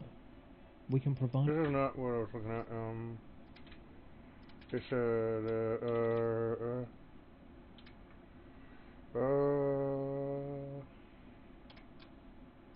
slash a bunch of numbers. You can go ahead and copy these numbers. Inside of here, we'll type in... Good, good. I think. Oh, no.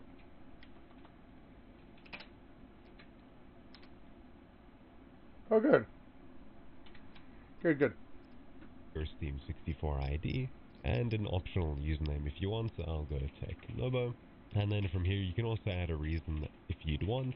And if your reason contains spaces or your name contains spaces, then just make sure to add inverted commas on both sides. Hit enter and you'll see it says added owner, Technobo, Steam ID, followed by the Steam ID you put in. If you don't see profiles slash a bunch of numbers here, go ahead and copy page URL. I'll go to something like steamid.uk and I'll paste in my URL here. After hitting search, you can see that this is my community ID right here. You can of course use any other website to find this, and you can find more by doing Steam ID Finder on Google and for ourselves admin. Let's go ahead and rejoin the server and check that it worked. We'll go ahead and 64 ID. Okay. Otherwise known as a long string of numbers with no special characters. Now that we've given ourselves admin, let's go ahead and rejoin the server and check that it worked. We'll go ahead and open up console again, connect localhost 28015, hit enter, and now we're connecting. Don't forget that once we've added ourselves as owner, we need to use server.write.cfg, which will save the config and save us as admin. Of course, you can skip this step, and when you type quit eventually, you may need to give yourself admin the next time you launch the server. Which will save, we need console again, connect localhost 280, which will save here, and now we're connecting.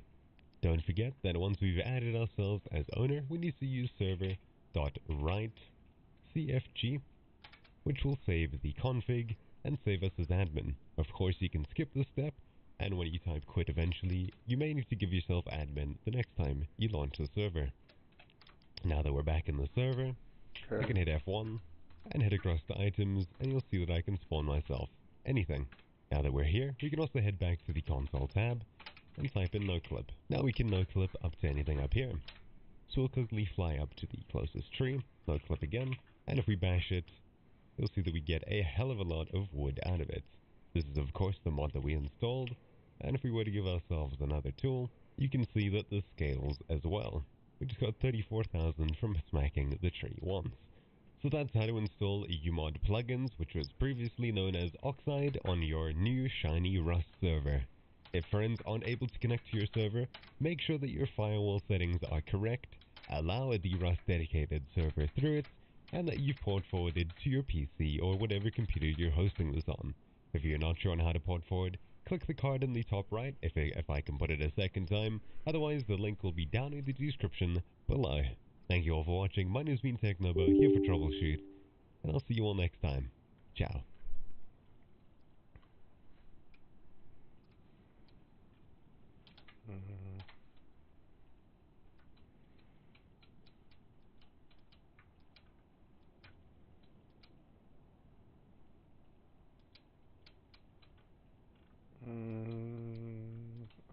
We could try it. I don't think it'll work, but I mean, we'll see. I mean, we can try it.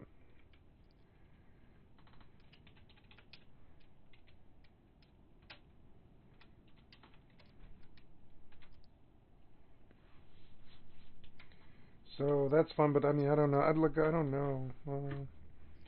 We'll see. I mean, I don't know. We'll see.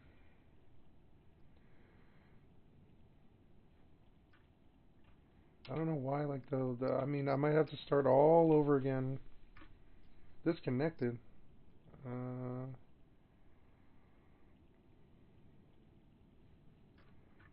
don't know. You disconnected, did you? I don't know. It seems like you did. Retry. Error, no address. Yeah, what is it? It's like, oh man, I keep closing this file, and I don't know why. I keep closing this file, and I keep having to reopen it and hunt for it and all this stuff.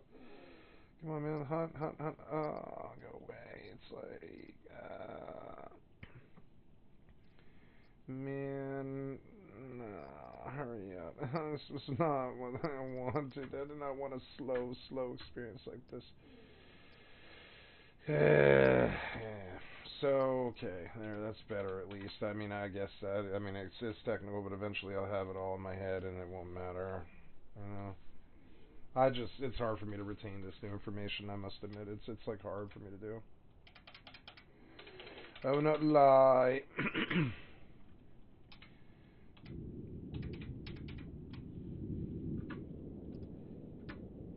Yeah, so, hey, it sounds good, but I mean, like, I don't think you're loading these plugins. I don't think you're loading them. I don't think you are. And that's annoying. Like, I don't know. Maybe I don't really want plugins. I'd be okay with just the Rust experience, kind of. I don't know. No, I want the hardcore Rust zombies. I do. I want the hardcore Rust zombies, and I'll get it, too. I'll work on it till I get it. It's so annoying. It's like bullying this client that you wouldn't really need to. I don't know. Let's see if maybe I can figure out why Rust plugins won't load. I don't know.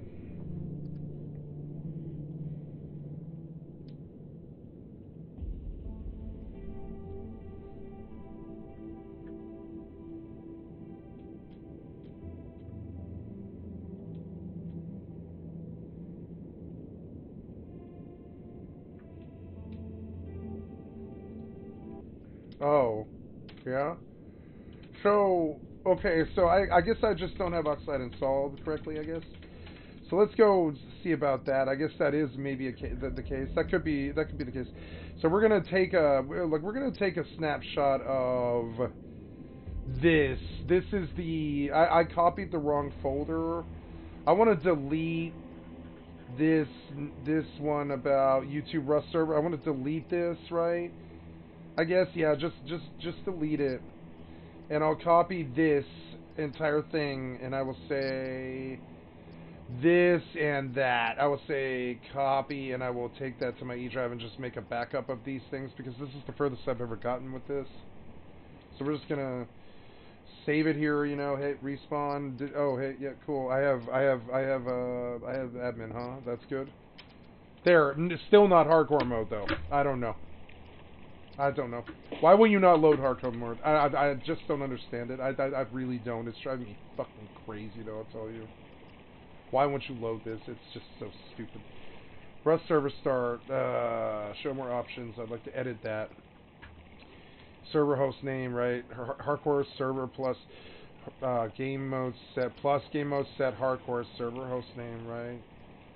I don't know. Maybe it's supposed to go at the end. That might be why. So we'll just go say X, right? Maybe this all has a syntax that I kind of screwed up.